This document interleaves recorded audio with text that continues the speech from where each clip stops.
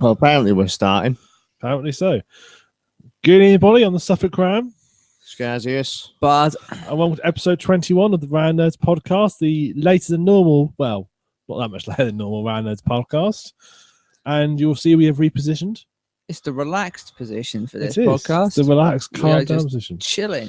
Assuming that we're actually live. I hope we are. I'll find out in a second when it pops up on my laptop because I can actually see Yeah, the see, laptop. I can see comments as they appear rather than me having to look over my shoulder every time. I don't know if I trust the little red light from Google. Well, we'll find out in a second. The only downside, I am now boiling my balls. It's not my problem.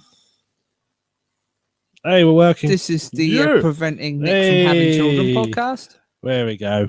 Yeah. So we've had a birthday podcast. Now we've got the birthday Sterilization podcast. podcast. Yeah. So, What? Good job. shall we begin? As we know, we're working. Yeah, go for it. I believe I'm first on the list. Yes. Yeah. And that is for games we have been playing.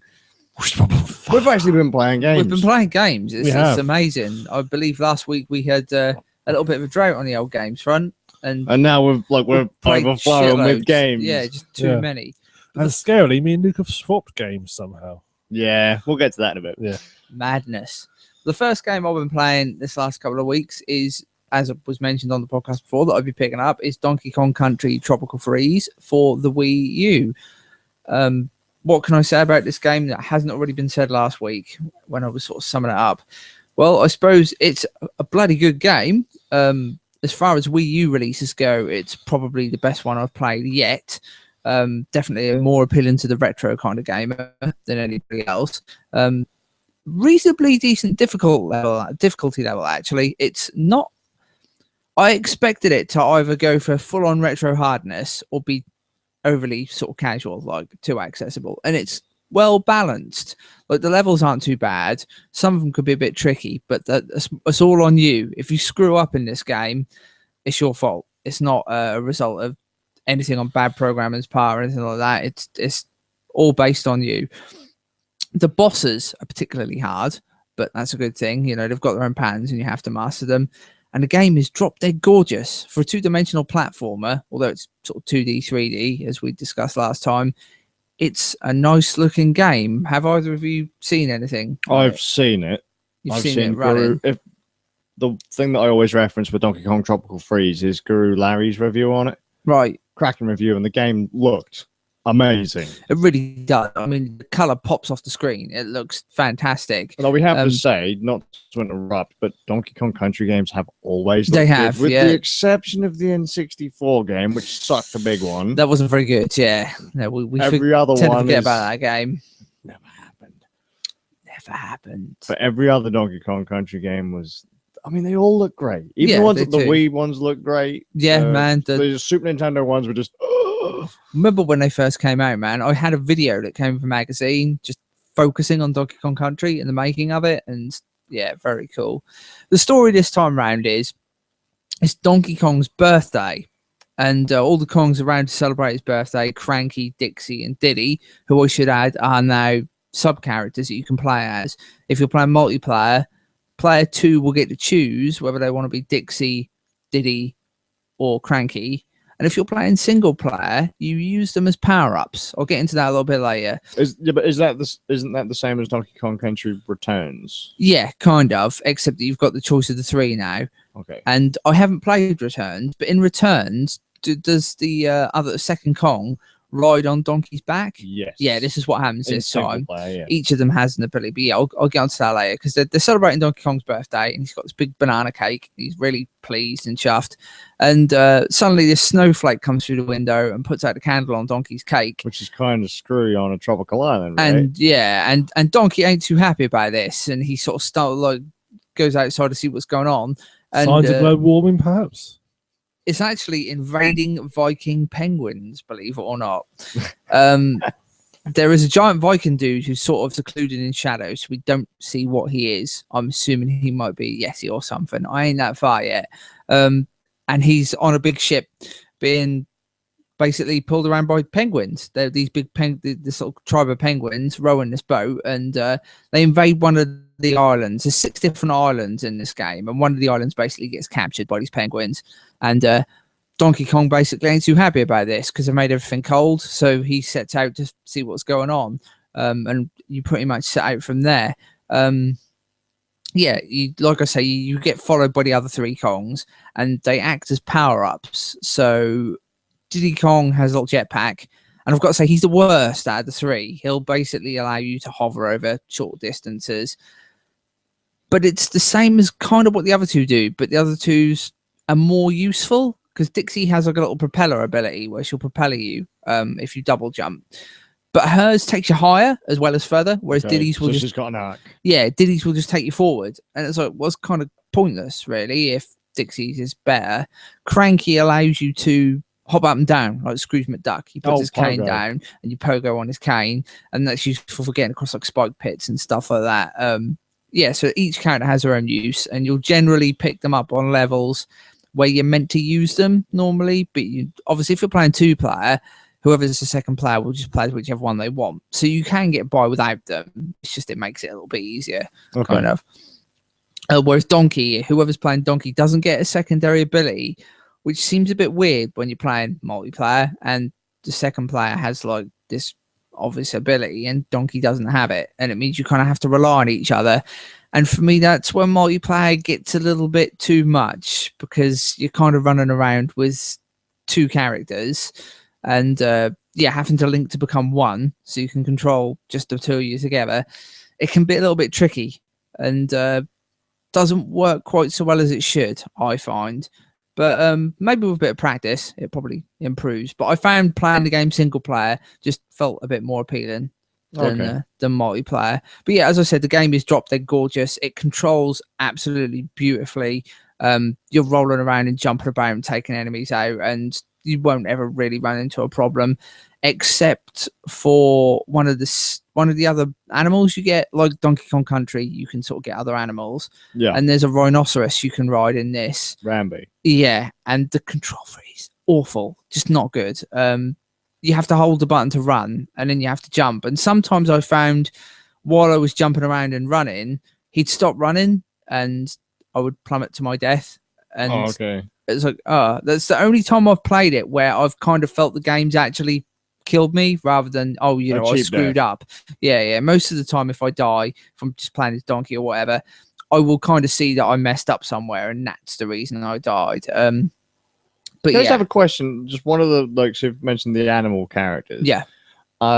Squawks or Squawk the parrot. Yeah. Is that a little tiny, like, regular sized parrot again now, looking Donkey Kong Country 1? Or is it the fucking huge thing that they had in Donkey Kong Country 2? No, it's tiny now because you've got Funky Kong, like you did in Donkey Kong Country. Yeah. Remember Funky's flights? Yeah. Well, now Funky Kong has a shop and you can buy stuff from him, and Squawks is one of the power-ups. Okay. I can't remember what he does, but you can buy Squawks, and Squawks will help you for one level. Doesn't he find like banana coins or something? I think like something like that, yeah. And then you can buy barrels of the characters. So if you want to start level with a specific secondary character, you can buy like extra lives, stuff like that. And you can now collect little toys from a little machine, like the little machines we were talking about before. Yeah, put your coins in, and they unlock little figures of the Donkey Kong characters. So that's quite cool. That's pretty neat. Something to collect.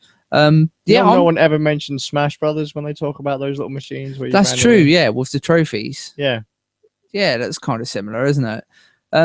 I'm really enjoying the game, to be honest with you. Like, as I say, out of the Wii U games I've played so far, it's definitely one of the better ones. Graphically, it's fantastic. Gameplay-wise, it's fluid. How's the music? Music's great. Absolutely brilliant. Really sets the tone. There's some great sort of jungle Aztec rhythms and stuff going on. Sort of a mix between some sort of Caribbean-style music, and then you get some proper African-style beats. Are Kremlin's even still in? I don't know. I haven't come across Kremlin so far in this game. So whether K. Rool's just been completely... So I think they completely wiped him out after the 3rd Donkey Kong Country game. To be honest, a lot of people were asking for him for Smash, I think. Like, that'd be neat. He was one of the characters people requested. I don't know, to be honest. I don't really think the character fits that much. Like, I find that Donkey Kong characters themselves... I don't know, the Kremlin seemed out of place somehow, even in those games. K. Rool just seems more like a bit of a Bowser sort of rip off, doesn't he? Really, rather than the second game. He was a pirate in the second game, wasn't he? He fits more in the second one because there were a lot more swampy levels, and obviously there were like crocodiles and that. The third one, I can't remember much about the third one. Third one, he was like a scientist, I think, a mad scientist, because they had a robot. I think was one of the bosses. Was the end boss because you played as Dixie and Kiddy Kong. Yeah. He was in DK64 as well, wasn't he? You have to fight him in a boxing ring at one point. I think so, but as far as DK64, we've said that that didn't happen. People forget it happened. Yeah, I didn't like that one at all. It was absolutely awful, and I was a pretty big interestingly, one of the characters from that has survived. One of the new characters. I mean, Lanky Kong and Chunky Kong are pretty much gone. You don't see them anymore. Thank God. But Tiny Kong is in one of the Mario games. It might be Mario Golf, and she's now older. And it's weird because I always thought she was like Dixie Kong's little sister, and Dixie Kong is like the same age and size. Oh, right. And is that the one in dungarees? Yeah. Right. And now Tiny Kong has grown up, and it's like, okay. Apparently, Miyamoto has like a time scale for the Donkey Kong games, and there's 3 different ones. There's the one where Mario sets him free, the original Donkey Kong, when he catches him because he feels nice. There's one where he keeps him, and Donkey Kong Jr. then comes in. And apparently that's where the Mario Kart Donkey Kong comes in, something along those lines. Right. And along the Mario versus DK games, they sort of tie into that. And then there's the Donkey Kong Country timeline. So it's like there's 3 different ones. So he's kind of done what he did with Zelda, pretty much. He's screwing about. Yeah. Just to justify what he's doing. Like, which I honestly don't think he needs to do, to be honest. And funnily enough, that'll tie into the next game I'm going to talk about in a little bit. But yeah, I'm not sure he even needs to do that because everybody realizes that his games are separate. I don't think he really does need to tie them all into some sort of timeline because they're not those kind of games, are they? They're not serious Well, I look games. at most like Mario games. I tend to look at all Mario games separately. Yeah. Zelda games, for the most part, I look at them separately. Yeah, so do I. Yeah, absolutely. So, I don't know. Yeah. Add on numbers if you want, Shigsy. I don't care. Mix it up. Give it a chronology. But yeah, no, the game Pretend you know what you're doing, mate. The game is good. And considering the price, because it is like a full price game, and it is. Yeah, it's still pretty expensive. A 2D platform. It's quite old. It's still worth it, man. I mean, quite old, but it ain't that old. It's not that old, no. Most games tend to tank in price pretty quick, but the Nintendo. But it's still a good game. I mean, I obviously stopped playing it to play the other game I've got. So I only got up to, I'm on the 3rd island, I think. But I'm surprised how long it's taken me. I thought I would have got much further by now. And I'm surprised by how much the game keeps surprising me. Like, you know, I'm surprised by the surprise. Surprises. It just keeps adding more stuff. And I thought it started to get stale being a 2D platform. I thought, well, there can't be much more to add. But the levels are absolutely gorgeous. And the little tricks they add in, I mean, the one I just did recently, I'm on the 3rd island and it's like very sort of African, like fields inspired and stuff, like sort of a safari kind of look to it. And you end up jumping around on these odd looking puppets of animals that are sort of like giant stick puppet animal things, like from festivals, those kind of things. Right, yeah, okay. And you're swinging around on those and they move around and stuff. And I was like, that's interesting. It looked like something out of the Lion King game on the Genesis or the Mega Drive. Yeah, it's a pretty cool game. I have to admit, I'm pleasantly surprised by it. I mean, I was expecting it to be good anyway, but it sort of exceeded those expectations. Definitely better than I thought it would be. And I would recommend it. Anyone who has a Wii U and is even remotely into sort of platform games, which I guess you would be if you've got a Wii U. All right, I'll buy the bloody game. Christ. You can just borrow it. Such a hint, I think. You can borrow it from me if you want. Just buy the game. It's really good. And I'm like, yeah, but I've got so many games out. Just get the game. There's like 50 people. You don't even know 50 more people. More important games to be playing. There's more important games to be playing. Yeah, I know. Yeah, we'll get into the more important game. We'll get to that. So, Nick, do you want to split it up with what you've been playing next? Or? I've not been actually. Well, I've been doing a few bits and bobs. I played literally yesterday. I had a little bit of a binge on Steam of installing games I've had sat on there for a while, and just thought I'd quickly pop them on a game installed and running. I've had a feel there. The first one I had was a game called Fist of Awesome. Yeah, that game was supposed to be an exclusive for the Ouya. And it was actually quite funny because for the longest time, it was part of the Ouya exclusives tab on the Ouya menu. Oh, dear. Except it then came out on the Game Stick, yet still stayed on the exclusive section on the Ouya. And then I believe it came out on Steam and loads of other places. I got a coupon. You've seen someone gives you coupons. I got 50% off coupon, so I bought down to like £1.80. I thought, well, £1.80. I thought, lumberjack that punches bears. Yeah, it's shit. To put it nicely, it's really, really shit. I've not played any old school 2D side-scrolling beat-em-up games, so I don't know how it compares to them. But I played 15 minutes of it, got bored, and left and did something else. It's constantly the same thing again and again and again, and it's just boring. You've had one little fight and you get bored, so yeah, don't buy it. Shit, not even worth £1.80. Just don't bother. The other game I bought was a game I actually got for free called PID. It's given away by PC Game Magazine. Gave away 1,000 free Steam keys if you clicked first, and I got 1,000 free Steam keys, so I got it for free. Nice, little really good start. It reminds me a bit of Thomas Was Alone, so that sort of very stylized. Oh yeah, puzzle platformer. Bloody hard. I don't think I've got past the first sort of proper level. I'm struggling, and I've already hit a boss battle because it's like you get hit, that's it, you're instant dead.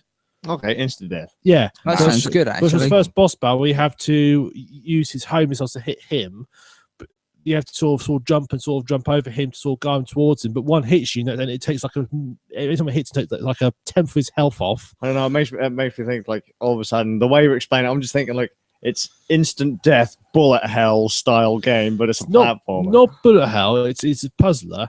The key mechanic is you have these. It's key mechanic is you have this orb, and then when you fire the orb, wherever it hits, it creates like this beam, and then when you go into the beam, you get very slowly pushed in that direction.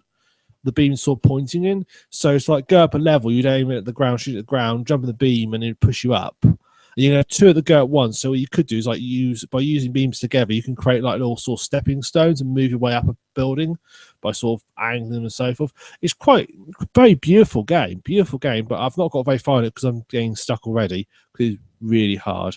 But very nicely stylized. The final game I got hold of, well, technically 2 games I got hold of left, was I bought the original MDK. Yeah, I played MDK. Yeah, classic shiny entertainment game, right? Very classic game. Every time I see that on Steam, I keep thinking, you know what, I should probably buy that.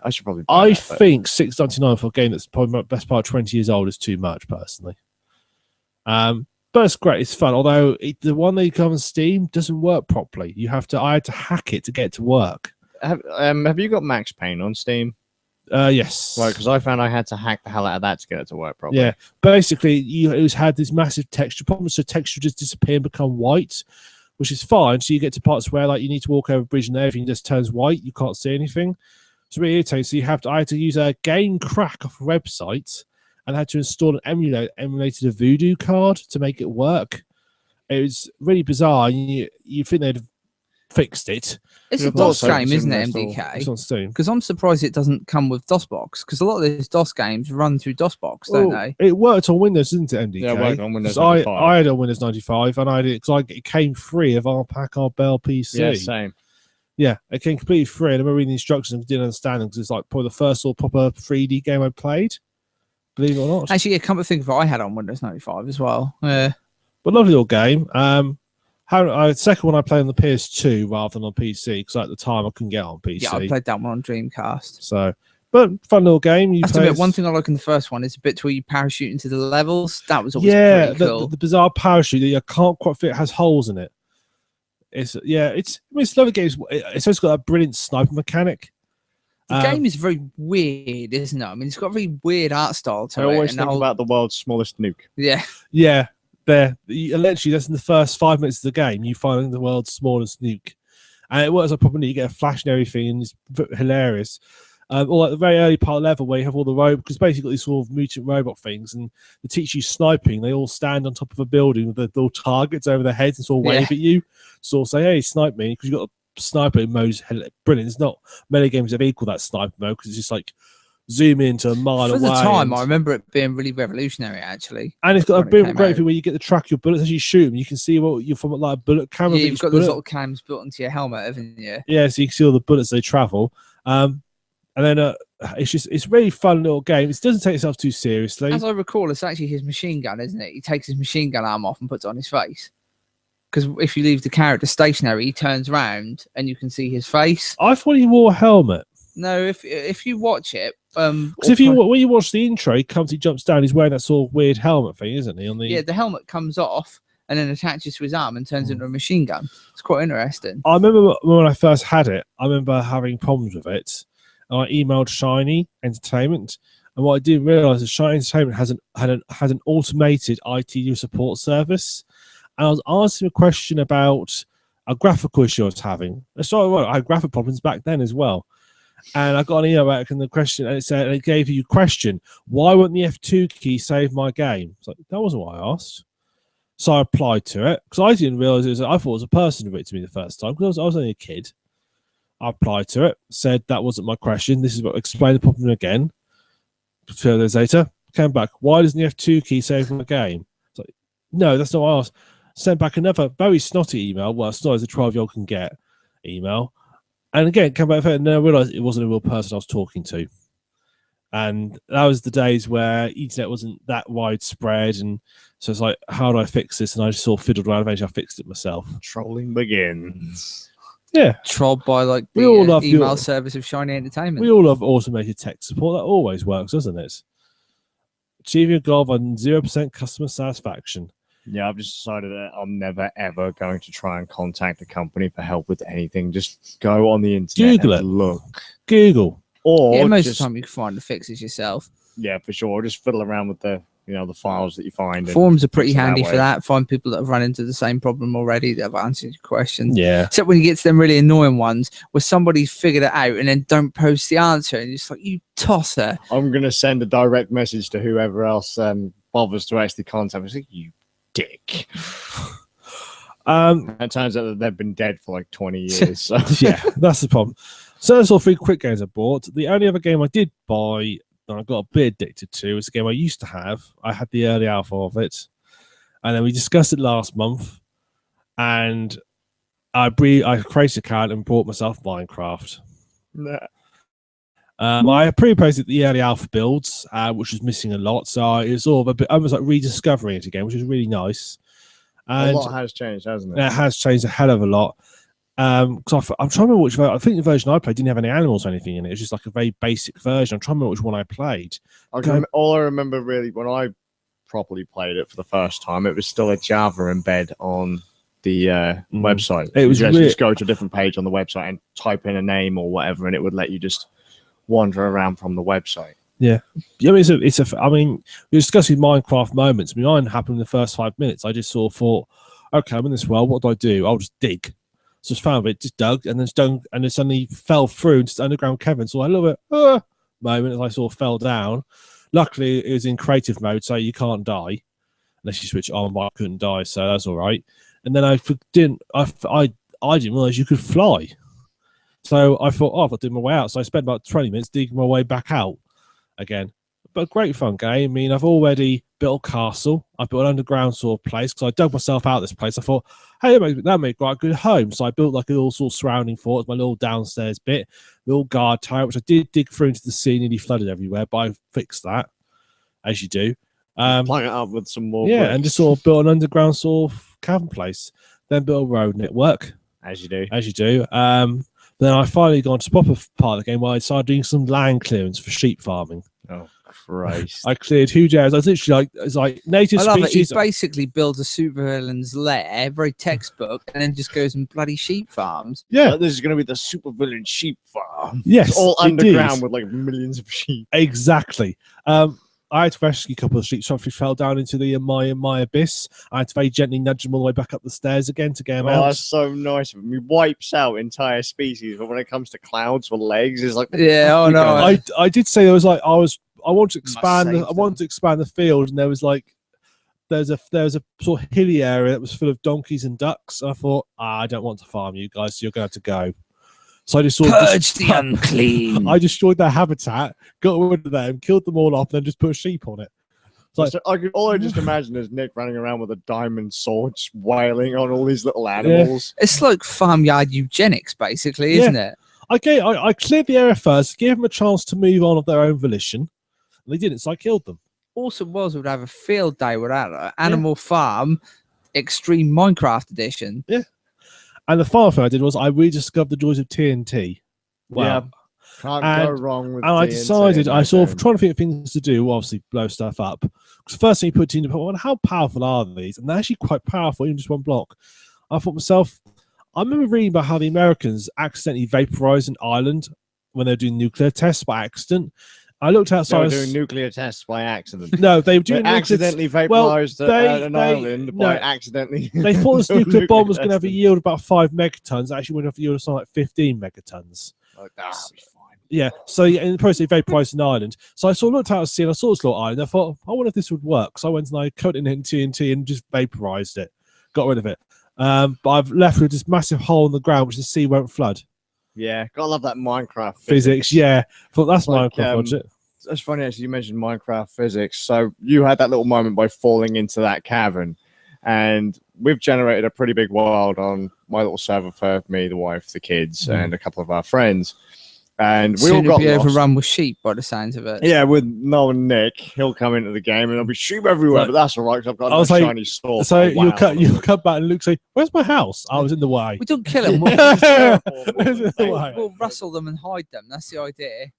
My plan is I just want ransom to gradually work my way across the whole world, just turn into one giant sheep field. It's like walking around, it's like, right, the land is now incredibly flat. All the trees are gone. What the hell is going on with all these land clouds?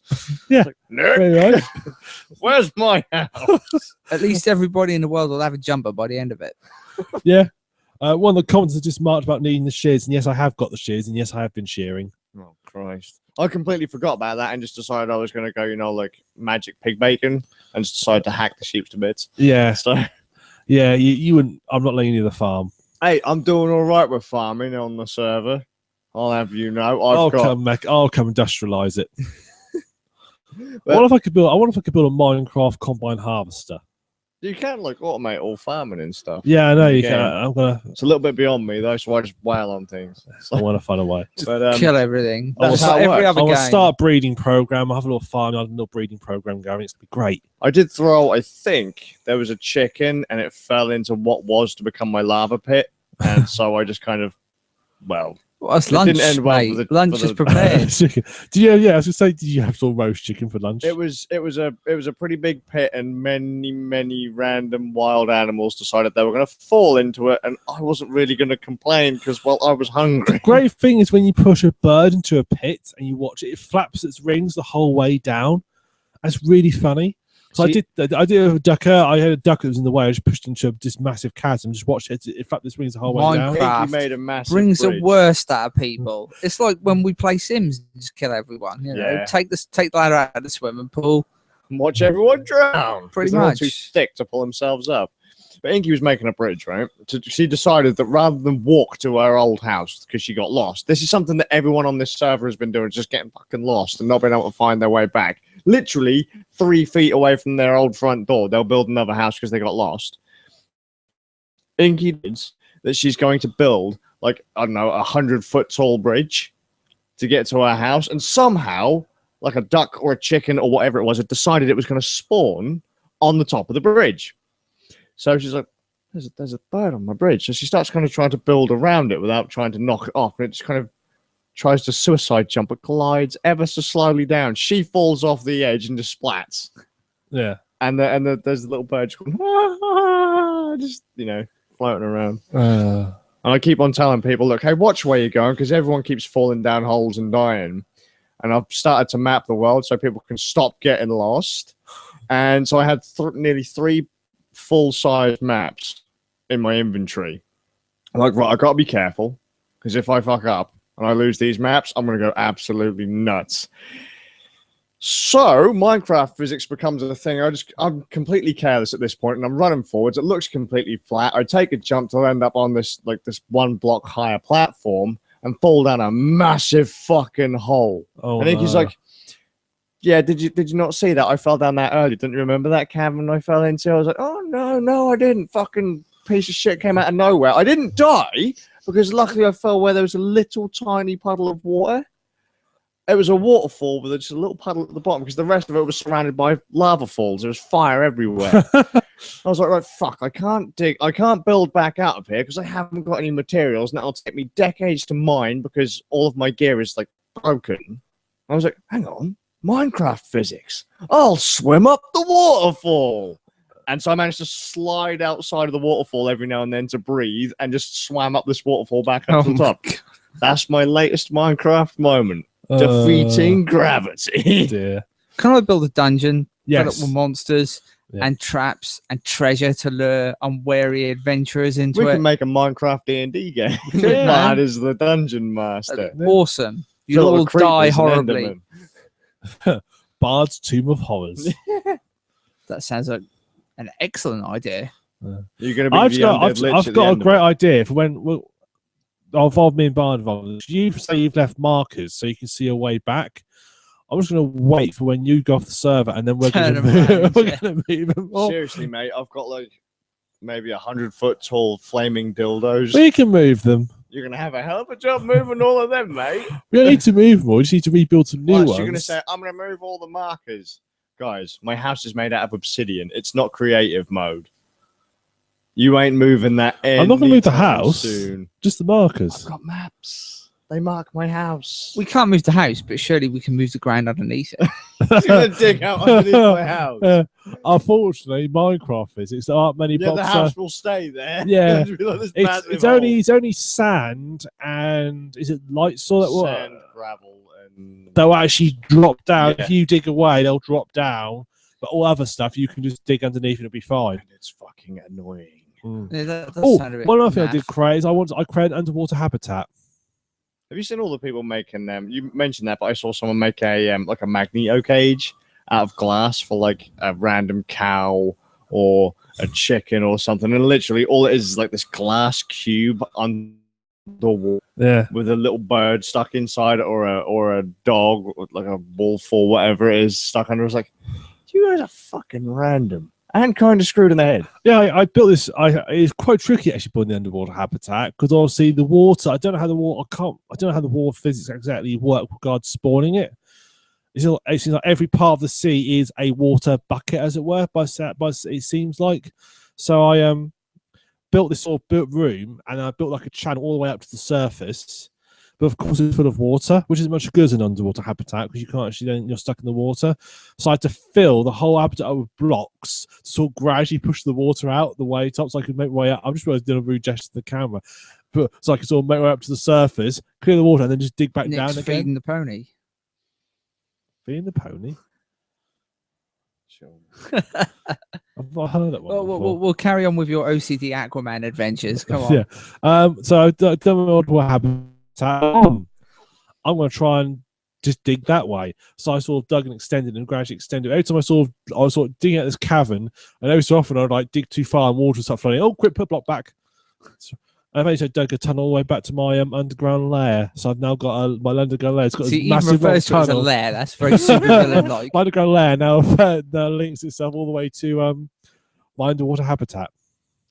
It's addictive, Bard. You got to get it. It Got is to get on this. It is ridiculously addictive. The great thing is you need a group of people. You need a project. If you get a group of you together, say, right, we're going to do a project. We're going to build something as a group. That's when it really sort of shines. What I want to do is not so much to build anything specific. What I want to do is see how far we can travel, because since version 1.8, there used to be an end to the world.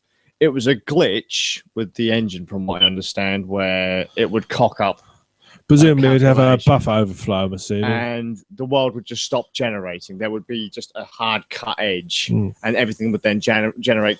I can see how that can happen. Since 1.8, that doesn't happen. As long as your machine is powerful enough, the world is effectively infinite. So I want to see how far we can travel and map it. Because we're not in creative mode, we can't fly. So you have to do everything on foot. And once we're all kind of prepped, I want to make it kind of like a little expedition by turning the difficulty up so that the hunger starts to kick in. So you actually have to cook and hunt for your food and all that kind of stuff, and just see how I far would we can travel. cannibalize you all. In that version, do we all get sort of go and get malaria somewhere and just die off somewhere? That's how it's going to work. Yeah. Which will probably actually just be by digging a pit. Or I reckon just everyone's going to fall into a pit, because I did try and sail across an ocean. We have our project. We've been told to build an Easter Island head. Divine goddammit, son! He's already built several. All right. We'll build a bigger one. There's one right by my house. We'll build a bigger one. We'll build one out of obsidian. We'll build the biggest Easter Island head you've ever seen. Like 200 odd blocks tall. And we'll hollow it out and sacrifice things in it. I'll fill it full of sheep. Oh my God. And then we'll fill it full of lava. No. It's like, this is my only fear coming to the same server as you, is that my sheep are going to get hurt. You're not allowed to kill the sheep. I'll tell my count. boys to keep the lava buckets away. I'll count them. Think of the mutton. I want to surround now. And the jumpers. No, because I'll surround it all by a massive moat of water. So if they try and lava bucket, just the moat will just dilute it down. So you're just going to bury your sheep in obsidian. Yes, so no one can touch them. But I have a diamond pickaxe. They will all die. Or what we'll do is, but don't worry about it, mate. I'll just get like a ton of buckets made. We'll just take away the water and then we'll burn the fuckers. Or we'll just direct the flow of the water into the obsidian thing and drown little bastards. You keep away from us. Actually, I think they just float. I think the sheep. We must try it. Nick, prepare a sacrifice. I think we should just rustle them and hide them somewhere. Spiky Nick sheep. Okay, enough. This is not the Minecraft podcast. No, we're going to destroy move on. Nick's sanity by stealing his sheep. I'll count them, and I'll know how many there should He'll be. count them every night. So I you know what we every have to single do? sheep. They've all got names. One day, he's going to log off the server. He's going to go to sleep. And then what we'll do is we'll go in there with all the items you need to make and breed, and then it'll log back into the server. There'll be billions of them. The next day, he logs in, would have killed 2/3 of them. So he's like, what's going on? Where are my sheep gone? Where are all of my sheep are magically My breeding program was working so well. Yeah, we'll just screw that up by filling it up and then clipping them through the walls. Could you imagine And that? I He's should be drying sat head there spitting out on my sheep. throne of sheep bones and my sheepskin coat. You used to do that. They used to do the cat waterfall, didn't they? On Minecraft, I think it was a cat. You basically there's a bug where they would follow you, but if you got too far away, they teleport to you. So this guy got like hundreds of them to follow him. Then he built a massive tower. The cats would teleport behind him because there was no one to stand. They just fell down from the tower. So he creates like this fountain of because they fall down, then they get too far away and teleport back to him. That's going to be a flashback. That is So brilliant. he created like a fountain of cats, just sort of constantly spewing forth from this tower. I'll find the YouTube video for the notes. That's kind of creepy. Mm. So, Bud, have you played anything else? I have played something else. It was a game that I was talking about it the other week as well, funny enough. And that game is Hyrule Warriors. I'm pretty sure this isn't the flashback section. No, but I picked the game up and I played it. And I'm going to make this sort of more unbiased than most things I've read, because I've been reading reviews on the internet and it seems people are really biased about how they write them. It's either people praising the hell out of it because they love the Warriors games, or I'm guessing disappointed Zelda fans ripping it to pieces. And because they wanted a Zelda game. Yeah. And I'm going to go ahead and say it's not a bad game. It ain't a particularly great game either, but it is a solid game. It's a good game. Does it live up to either series? No. So it is just a half. But it does improve on one of them, and that is the Warriors. It does improve on Zelda. Yeah. It doesn't improve on Zelda at all. Like some of the Zelda stuff doesn't work. I mean, you've got 2 or 3 modes to this game. You've got legendary mode, which is basically the story. You go through the story levels. You mostly Is it a story per character or no? It's a story that involves all the characters. Okay. And you'll play as Link for the most part, but then you'll get missions where you can only be certain characters. So that's how it sort of ties in, a bit like the other Dynasty Warriors games, or the later ones at least. And you have an event. Ones is in after have to be after 4. Yeah. Because I never played the original 5. Yeah, no, because with 4 you played through as a single character. Yeah. Then with the newer ones, I think we're talking more, maybe even from 7. So 7 and 8, you actually play through story, the kingdom story. So like say Wei or Wu or Shu, and then you play through as various characters on different levels. And it's like that. You play through a story, and each level there's quite a few of the levels you can play as Link, but then a lot of them you'll be forced to play as 2 other different characters in that, because there's a part where all the characters split off and go to different realms, and then you're obviously forced to play as that character in that realm kind of thing. So you got your legendary mode, which is a story mode. You got your typical free mode where you unlock the maps on legendary and you can play the free mode versions, but there's a new thing called adventure mode, and what it is it's like a map set up like Zelda 1, like with Zelda 1 style graphics. It looks like a Zelda 1 sort of game, separated by squares, and you have to explore each square, and each square is a different battle scenario. And I'll sort of get into that a bit later, how the battles work, because as I was saying, it is Zelda essentially mixed with the Warriors games. But yeah, I don't know, some of the stuff they've tried to implement from the Zelda games, I'm not sure whether it works quite the way they intended. As we were saying sort of pre-podcast, they've included boss characters. So you've got your generals that you would normally play as, but you've now got giant boss characters you'll fight on certain stages. Like King Dodongo. Yeah, King Dodongo, Goma, the big spider thing. There's something from Skyward Sword, the Imprisoned, I think it's called. And that's fighting that is the most irritating thing in the entire game. The reason these break it up is because they feel more like a chore. They're not fun to fight. Like they've Is it true that it's just literally rinse and repeat tactics, and the health pretty bar much just drags it out? It doesn't play like the Warriors games. It plays more like the Empires games. You have to lay claim to sort of areas on the map. Well, I like the Empire series. Yeah, but they don't have a ridiculous boss that will last 500 years. And the problem is, because of the politics of Dynasty Warriors, it works. Like you've got your kingdoms that are fighting. Yeah, for sure. And with this, it doesn't kind of work that well. Doesn't make any sense. Kind of, but like it is like well, say with the Warriors, where you're going against the different kingdoms and you're seeing the story unfold of those different kingdoms. With this, it is just like you fighting hordes of enemies and hordes of enemies and hordes of enemies. And the story's a bit lackluster. There's not really much to it.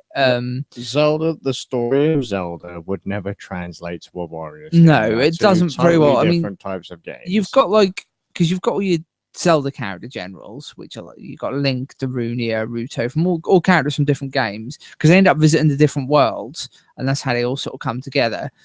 Maybe 2 of them are from decent games. Yeah. Ruto and Darunia, and that's it. I mean, because the games that they've really incorporated are Ocarina of Time, which is a good game, Skyward Sword, which I don't really like, and Twilight Princess, which I can't stand. So it's like, yeah, already it's 2 out of the 3 games I don't really like. But you know, some of the Ocarina of Time stuff is pretty cool. But then they've added their own generals.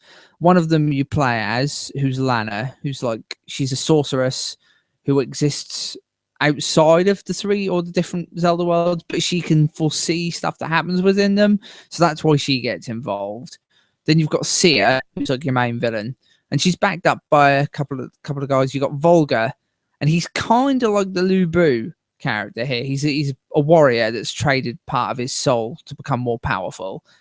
And then you've got Wizro, who's just like a sidekick wizard to the main woman, and they're a little bit, they're not very well fleshed out. Like Volga, there could have been a hell of a lot more done with that character. I mean, he seemed promising, and then like I said to you, there's a point where he just disappears. Like, oh, is that it? And then you never see him again. So, do you think they could expand on that in later things? I'm hoping so. There's going to be expansion packs or DLC. Maybe. Or I mean, they haven't unlocked parts where you can play as him yet. Apparently, that's going to be free DLC. They're going to release a free update where you can be Sia, Volga, and Wizro. So that'll be interesting to see if they add any extra stuff. One thing I will add that improves upon the Warriors series is they've replaced the jump button with a dodge button, and that's extremely handy because I can see how that'd be helpful. Now, rather than just the generals, because there's only a small amount of them as villains, you fight stronger monsters instead. So you'll have like your basic peon monsters like moblins and stat children and things like that, your basic enemies. Then you got like slightly tougher ones, and then you've got general enemies, which are kind of like specific enemies that require a specific pattern to fight. They're one of the best things about it, because like for example, one of them is a fat moblin with a shield and a spear, and you have to dodge around him and wait till he tries to belly flop you. And when he belly flops you, you'll get a chance to attack him, and a little circle will appear above his head. And if you manage to hit the enemies enough within that circle, it will count down as you hit them. You'll pull off a special attack and then take them out. And it kind of forces you to mix up your tactics a bit, which I thought was really good. And the dodge really plays well into that, because you have to dodge their moves at precise strikes and then sort of get a counter attack in. That's the general idea. So I kind of liked that element of it. That was something that was good. But yeah, I don't know. Parts of it just feel a little bit lackluster. A lot of the characters' movesets don't feel that great either. I mean, in comparison to the Warriors games, especially Dynasty Warriors, number 8 has some fantastic movesets for the characters. And here, a lot of the time, you're going to end up playing as Link, because Link has the best moveset by far. His moveset is brilliant, very well thought out. But some of the others just don't really go that well. Lana's got a nice moveset. She's got one where you can mix up some of her moves, so you can, because she can bring sort of like summon things into the world, like blocks that you can roll around on and crush enemies under. And she's got one where you can summon something, and then you can do a jump attack, which is another one of her moves. And she actually bounces off the blocks and then does like a lightning bolt. And I thought that was pretty cool. So it mixes it up a bit. But yeah, I don't know. Like I was saying to you before as well, pre-podcast, there's a point in the game where you unlock Ganon. I won't ruin too much of it, but you get like a mini campaign with Ganon where you can play a few levels. And I thought, that's cool, you know, getting to play as Ganondorf. Kind of feels like a bit of a wasted opportunity, because you start from the Gerudo Desert, you're fighting monsters, and you're freeing other monsters that they've captured. And I was like, well, surely this would have been a really good opportunity to have put the Gerudo into the game, seeing as he is king of the Gerudo, you know, and it would have, I think it would have added a political element, like a civil war element. Once you get the Gerudo, he subjugates the monsters, for example, gets the Gerudo on his side, and then invades Hyrule. Would have been brilliant, you know. Then you got the Hylians going up against the Gerudo, and sort of the Zoras and the Gorons getting involved. Would have worked really well, but they didn't really go there, and it kind of made Ganon's bits feel underwhelming, like, because he doesn't really do much, and it's just there as generic villain Ganon. And it's like, okay, that's not really so much there fun. For a bit of fan service, I guess. Yeah, pretty Nothing much. more.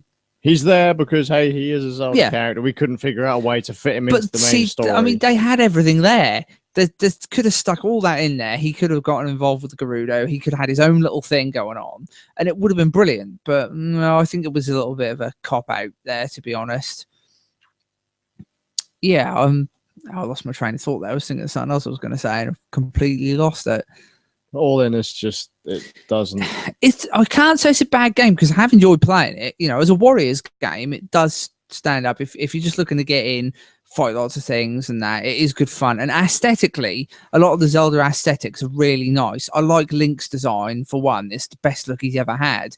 Koei are good at designing character models and armor and clothing and stuff. So his outfit is the best it's ever looked. Do you think if you hadn't have played 8, because you love 8? Yeah, I do, yeah. If you hadn't have played 8, so a few people have told me if the last game you played was around Dynasty Warriors 5, this game will feel I imagine it would. Yeah, it probably would. Even then, though, I can see you getting burnt out on it quicker than you would, say, Dynasty Warriors 8. I think if I hadn't played 8, I still would have burnt out on this game a lot quicker. I mean, because with Dynasty Warriors, you've then got like your story mode. There's so much. There's tons of stuff. Warriors, there are so many characters. Yeah, and so many different. Your 3 kingdoms. Story. You get to see all the different sides as well. Zelda, in comparison to the 3 kingdoms, that's like saying, I don't know, all of the United Kingdom, and then I don't know, London. Like, Yeah. there's really in size. I'm saying like we're Yeah, going to say and Hyrule see- is now the equivalent of a single. This is piddly why I city. think it would have Yeah. been a great idea to have, rather than just had generic Demon King Ganon, to have had him, yes, be the Demon King, bring him back and have him have monsters under his control, but also, you know, acknowledge the fact that he's a Gerudo King and have him invade with the Gerudo. Then it could have at least been a war situation, and that would have been pretty cool. But I don't know, as it stands, it also feels like they try and shoehorn too much stuff in together, like because it's 3 separate games coming into one. I don't know. So is it mainly the story that lets it down, or is it a combination of factors? I mean, you spoke about several things. It is a combination. It really is. There's nice touches. There's stuff I like about it. For one, you've got, unlike Dynasty Warriors, you've got multiple unit types. You've got Hylian warriors that follow you around, so your basic Hylian knights. You then get Gorons, which is quite cool. Look at that army of Gorons, and they all look kind of different and get different pieces of armor and stuff depending on their rank. There's no Zoras, funnily enough. Even though Ruto is in the game and you can unlock her people aren't. And also there's a nice mix of enemies. The enemies all look kind of different. I mean, as your basic mobs, you'll be fighting stat children, which are those sort of things that used to crop up in Ocarina of Time when you were sort of wandering the world at night time. You get moblins, you'll get generic goblins. Yeah, stuff like that. I think there's about, that's it actually. I think they're the 3 main ones.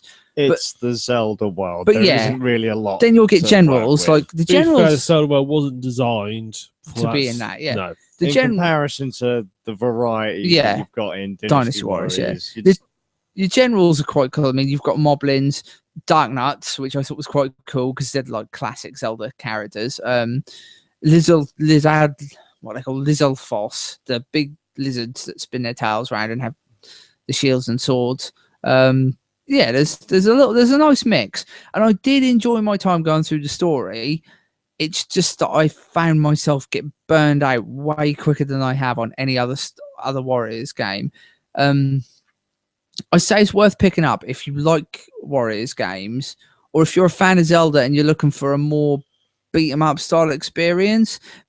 But as anyone that's sort of going in and wanting to get a Zelda experience, you're not going to get it. I mean, if you really must have it, like as part of a Zelda collection, I'm sure it fits in lovely with a Zelda collection, especially aesthetically, because, like I say, all the designs are wonderful. The levels look great. The characters look great. Some of the moves they do look really cool.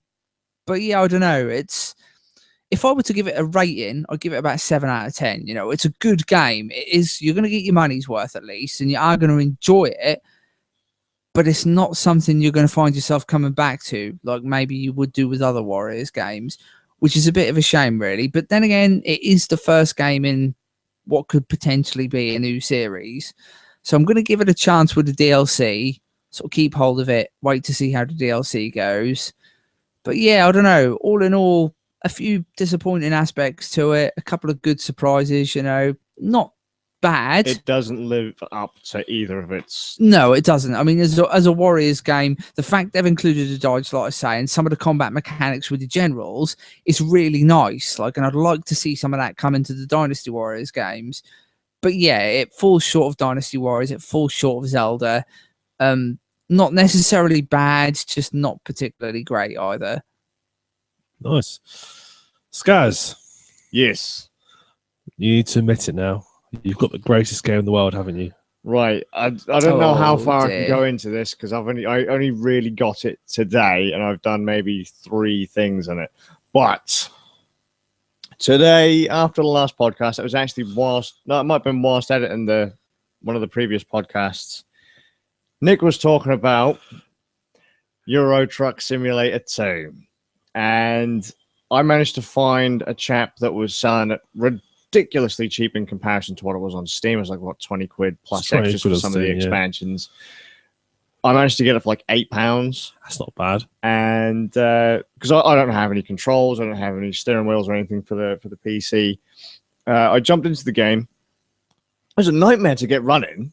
It was like playing 8x6 to start with, and everything was all blocking. You couldn't read anything, so I had to start it in safe mode, and then I could change the resolution to what I wanted it to be. You do get a well, I'm looking in the first one. There is a thing in that one, and on the Steam version, you get a configuration tool like in the launcher? I didn't see a launcher in it. It No. just literally said like I've got safe mode, like I think OpenCL or OpenGL and whatever. But either way, I got it going because the minor technical issue aside, started my little company, started working for other companies to earn some cash, and I did like maybe two or three runs in the game. So the roads are short. Yes. They do seem quite real. They do. When you start looking at like road signs and what you're passing and stuff. As I said, because I haven't got any like wheels or anything, I had to put it on the most basic control section. It says if you're using a keyboard, you use WAS and D to move forwards, backwards, left, and right. That's pretty much all you've got. Very arcade style controls because it knows you can't simulate. For sure. It's like there's like 4 different sets of controls you've got what they call very arcade, like the basic ones. Yeah, you've got your full auto, which is WAS and D. And you've got kind of a next level There's automatic. realistic auto, which means you've got to select between neutral, reverse, and forward. I have to admit, if I'm going to play it, arcade controls sound cool because I used to like arcade racing games. So regardless, it's fun. I just find that parking. Does anybody remember 18-wheeler? Yeah, God, I remember 18-wheeler. Dreamcast as well. Yeah, classic game, man. But no, seriously, for something. Okay, so. At some points, I was driving around like a complete nutcase, and other times I found myself actually kind of freaking out and slowing down and like I'm pulling into it like I'm going to come and merge in with a dual carriageway, and I actually start to check when I'm going to pull in to make sure I don't kind of clout anyone or anything. I kind of realized that other people are getting quite brave. The other trucks or other cars are trying to pass me, trying to make sure that I'm still in lane. I did have one issue where I was going down a dual carriageway. I was looking at my side mirror, so my view is ever so slightly off with my mouse, and I'm just kind of making sure that I'm not drifting into the outside lane because people are going to be passing me from that side. I'm using a Bluetooth mouse. My mouse went to sleep. The next turn-in was on my left that I'd need to then recenter my view and then take the corner. I go to adjust my view. It doesn't work, and I freak. I'm like screaming at the computer to try and wake up my mouse and like hammer on the mouse to try and adjust my view as I practically drift this Arctic lorry around this little slit road. Absolutely hilarious. I think my second mission was to go to France. And I was going to ask, have you been abroad yet? Yeah, I went abroad. So I made a few cock-ups. I went through a couple red lights. I got busted speeding on a few sections in Arctic lorry. Clipped the curb a couple of times, gone through. There was just this one corner on this roundabout that I kept clipping because I kept taking the wrong turn. I missed this turning every single time. Fucking speed cameras, clipping curbs. I haven't killed anyone yet. Well, to be fair, anyone we need to kill, to be fair. Well, I haven't mowed anyone down in their car yet. They've tried. Are there no pedestrians then? No. There are. You see them sometimes in the cities. You'll see them wondering, they'll be behind. You can't actually get to them. They're behind railings and stuff. Yeah. They never put themselves in a situation where they can actually be in danger. There are some nice invisible walls in the game. Yeah. But they do highlight. Well, I mean, at least they're there. Yeah, they do tell you that they're there. Like you can see a nice clear open road, but they'll have a big sort of closed road sign out to say you can't go here. Can't go down. All right. Not that that's. I still think that's really cool. But I was supposed to go overseas, and there's a marker that you're supposed to park on to initiate the bit where it says, "Right now, you say where you're going to go." Well, I kind of accidentally overshot it, spammed enter, and went to sleep in my cab for 8 hours in the car park of the port. Only to then wake up and be like, what the fuck was I doing going to sleep in this car park for? That could have been part of the mission. Realised I'd overshot where I was supposed to be, backed up, got on the boat, ended up late to the next place because I'd completely overshot that as well and cut some people up on the road as I had to swing back into the depot. I think I incurred like a couple grand's worth of fines. Yeah, if you're late, you get really badly fined. But it's the worst of the lot. So fun. I did the exact same thing. I actually fell asleep twice in a service because you can actually cancel sleep. If you go to sleep and you hit the button enter again, you'll cancel it. So you can only sleep for a couple of hours if you want to. But I went to the service station, went to sleep, what I needed to do, woke up, then accidentally hit enter again, and went to sleep again, and that meant I was late to my leave up by about 6 hours. I can see why people get addicted to it. I can see why people enjoy it. I can see why people invest in these like rigs to play these What's going to be next though? Milkman Simulator? Brilliant. There's a street sweeper simulator. You drive around, you deliver milk, you sleep with people's wives. Yeah. Sounds great. Yeah. Well, I'm getting myself a Logitech G27. Now, I did see those. Yeah. Pretty because I was curious because you said how you were going to get like a new wheel, and I was like, well, what's in the market for wheels? Because I knew they were advertising 1 year ago for the PlayStation 3 that was like super advanced, with like, you know, you could adjust all the dampening and that on the wheels and that. And I was like, well, what have we got now? We're going to have a super realistic steering wheel. And I saw the thing that Nick was after. Holy hell, man. Not only is that thing expensive, that's pretty high tech. It's about 200 quid. You can pick them up for if you saw a look around. Shoes I found it's 170, but it's got it's a wheel. It's got a proper gear stick with it as well. Six gears, which actually what I want is that Eurotruck recognize it fully. It's actually been it's actually on the supported controls. Yes, and even actually, if you actually look on the when you set your gearbox type, if you set the 8-shifter gearbox, which is your proper manual, actually mentions it by name in the description. So if you've got a G27 Logitech steering wheel, this is the best setup for you. It's got more buttons on it, which is handy because you need buttons on the steering wheel. It's a pain to keep going to the keyboard.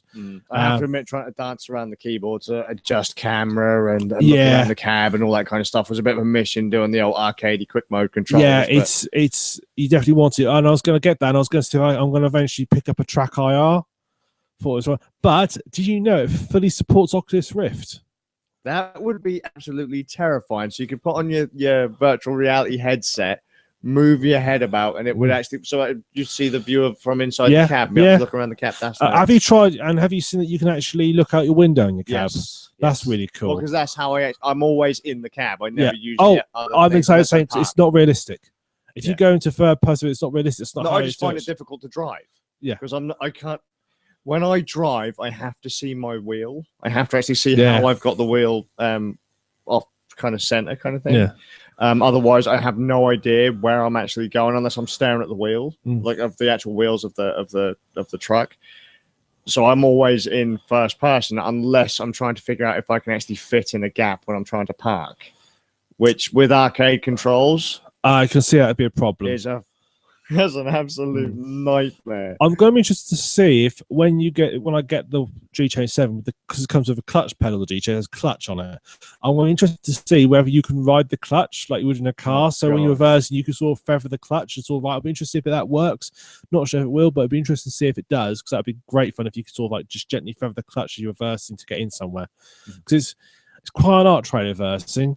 If you look at all the reviews of it, the amount of people say, you know, I've done these like hardcore puzzle games. I've done these really tough first-person shooters. I've got beers. Can I reverse a trailer? No. So I love the way that it's actually kind of like taunts you in the tutorial mission, where it's like now you could just hit enter as you pull up into the car park and that's it, it's over. But you'll lose all of your precision driving points by doing this. Car park, it's only 45 XP you lose. You could do it like a real trucker. Yeah, it manually manually park up. And I was like, you can get fucked, mate. That's like nails, because they want you to park perfectly between like two other lorries. I was like, it's not going to happen. No. I can barely control the thing at the best of times. The last drive I had to do, I had to reverse out from where Where's your sense of adventure, man? Like, screw that, man. I'm in an Arctic lorry. A lot of the hotels, when you park in the hotels, aren't big enough to turn around in, so you have to reverse back out onto the busy roads. So you have to very gingerly reverse back out and hope no one comes up and drive your backside. When it gets to that point, I'm like, fuck it, I'm gone. No, I always see the reason to put that in there is because the first one didn't have that. You had to reverse it in, and some people found it so hard they just put it in there just so you get it. But so it's you only get 45 XP for parking your lorry. It's not a lot, but I like to do it because I like to feel like I've done the job. Nick likes to do the job. What I'm actually what I really want to do is, because I don't know if it's got me completely hooked, but what I want to do is get to the kind of like the free drive part. So you have to buy your own truck, and then you can just literally, from what I understand, it's just fuck around, just drive. Yeah, you can. Do you have to set like a path that you want to go, or can you just literally go? You can just drive. Do the invisible walls just bugger off at that point? No, the visible walls are actually parts of maps that don't exist. Right. They don't the map is fully open. You could actually, even in a job market drive down the wrong way and go completely off route, but you'll just lose money because you'll be late when you actually get your delivery. You can do that if you want. And I find myself now going to the world map and actually I'm planning my route across. I'm going to head to that town. So I want to sort of learn enough that I don't have to use the GPS. I can just sort of navigate myself. Because the original one there was no GPS in the original. You had to navigate yourself. So that's I might have to wait but it was a lot smaller. I might if you're messing around, I'll get you to play the first one. You can see even Britain is so tiny. It's compared to the Britain in this one. It actually feels like you're going on a drive when you go somewhere. You feel like you're actually driving somewhere. When you do I'm now, all my trips are taking me between 18, 19 in-game hours to do. So you have to sleep away. It takes you about an hour to an hour and a half of real time to do them. So it feels like a proper journey when you get there. When you finally reach destination, it feels like a proper journey. Can I also say the game looks really good? Because I think all of the videos I had seen were of the first game. Yes. Because when I played this game, I was like, holy crap, this actually looks pretty good. Like the lighting's pretty good. The map looks pretty good when you're driving down a dolly, you think you're on a dolly kind of thing. Yeah, it's you could if I had a bigger screen, I could actually feel myself getting immersed in that. What impressed me the most is the fact that all the countries you go to, they've redone their research and getting everything very on. A British road feels like a British road. It's not a British company that makes it. North Korea mod when. Living in surge to political cramps. But they all feel like it feels like when you drive British road, it feels like a British road, doesn't it? When you drive it, same when you go abroad, they feel like foreign roads. If I had to be honest, when I was going to France, I didn't feel much of a difference. But then maybe it's because I haven't gone that far. No, as you get, France is actually fairly similar, but obviously it's the wrong way round. Then as you get further into Europe, what will catch you out are the speed limits. Yeah, I noticed that. The speed limits are different in different parts of the world. In both parts of Europe, the speed limit's different. So you can catch. I think one of them was I can travel up to 31 miles an hour, which turned out to be something else. I was like, Well, the thing is, because it's in kilometers, and as you go abroad, it's in kilometers. It's the mile per hour in kilometers. So 31 miles an hour, which is equivalent of 40 kilometers an hour. So that's obviously what the restriction is. And you're looking at your speed, and you're like, oh, I can just floor it. Like, no, you're plowing through this town full speed. Yeah, but then after you know where the speed cameras are, and you know where you can plow through the towns at full speed. It's like, oh, there's no speed cameras here. So I speed everywhere when I'm driving that game. So I want to sort of say a bit of time. Christ, Nick, remind me not to employ you. We were talking a little bit before the podcast. Because I was going to save the whole fact that I've been playing the game as kind of like a surprise for the podcast, but we were talking about it before show, how it would be cool to have a multiplayer mod where you could actually all work for the same company. Yeah. Which would be kind of neat, and then just kind of like go off little drives or even just have like 8 players occupying the same sort of world. Or work for a rival company and ram you fuckers off the road. That'd be great, wouldn't it? If all the players had sort of the companies are like almost like the guilds of the game. So you work for sabotage. Yeah. Okay. But wouldn't it be great? And I would like it so you would actually be able to, like, when you stop, actually get out your cab and like sort of. So you could like meet up with one of your fellow compadres at punch him out, stab him, cut his brake. Yeah. A friend of yours at a truck stop. There needs to be like an American truck simulator. They're making one. Mode. They're making. Kick your fucking ass. SCS Software are making American Truck Simulator. They are making it. See, when an American one comes out, I might get it because that sounds like it'd be more fun. Yeah, but you got those big ugly trucks in it. In fairness, for like but I can imagine it being over the top. I wasn't gonna complain, even if I absolutely hated it. For £8, I weren't gonna complain because there are a lot of kind of big hitter games that cost 3-4 times that amount, and they suck ass. It's if you describe to anybody, they'll think, "Oh, it sounds very boring." But actually, when you play, it's bizarrely fun. I'm starting to click why people like. But then again, simulators. There's games that aren't jobs or based around jobs that feel like jobs. I mean, look at Warcraft. Yeah, the grinding element can very much feel like having a job, can't it? Well, it is like having a job, isn't it? People log in every day to finish their dailies to grind for the latest loot, the latest gear. Gotta love them gear treadmills. The only is you pay them. Yeah, they're great. Yeah. Or you pay some little Chinese kid to do it for you. Yeah, easiest way to do it. And then you'll never stop getting adverts for shoes. Yeah, so I've actually been playing a few games, but that was one of them.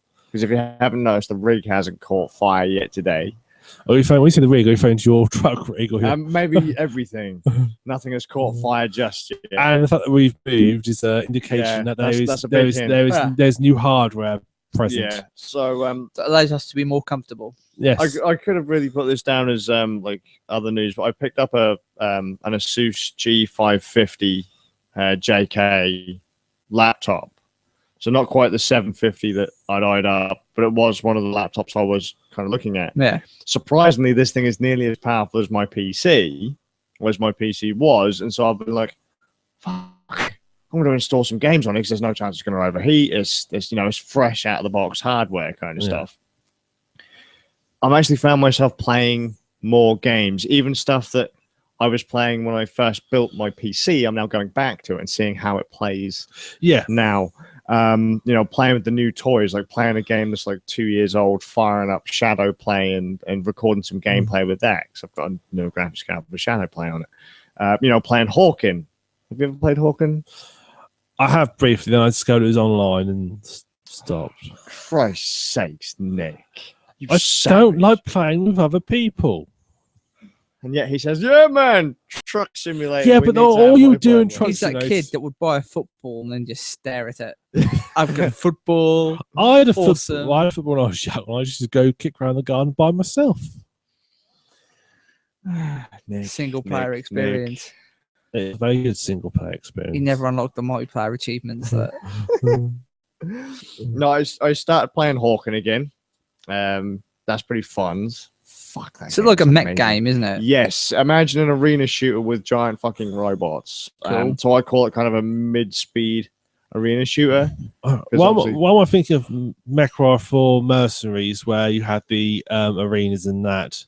It kind of makes me think more along the lines of Armored Core. Oh, Armored Core was a wicked series, man. But a little bit more detailed. Because you're actually inside the suit. You get a cockpit view from Hawken. I'm interested now because I love Armored Core. Hawken is an amazing game. Free to play. I can remember when it was in beta when it was on Playhawken. I'm sorry, but every time I hear it, I just keep hearing a Hawking. Imagine you're Stephen Hawking in a giant robot. It's awesome. The game's really fun. It looks gorgeous. Absolutely gorgeous. Music's pretty good. Seriously, arena shooters. Just imagine Unreal Tournament. Is this on Steam? Is it? Yes. How much is it? It's free. It's free. All right. Just make an account. It's free. Well, I have to get it. So can you like customize your mech and stuff and have like just weapon loadouts? So there is an in-game store, so you can buy new suits, but there are plenty of suits to start with, from what I understand. I haven't really played it. I played a lot before it came to Steam. Right. So now it's on my Steam account. It's kind of a new experience for me. But you can customize your suits. You can have different sub-items, different weapons, different special skills per suit. Have a different loadout per suit. You can have several different suits in your hangar. So if you get one blown up, switch out if you want. If you find it, you've come up against a bunch of bastards that are completely wrecking, you just swap it out. You've got a repair drone that you can use mid-fight. So let's say you wreck some dude and you're about to blow up yourself, run for cover or hide somewhere, repair yourself quickly, and then jump back into the fight. That might not be enough to get your health all the way back up, but you'll have enough to maybe survive the next battle.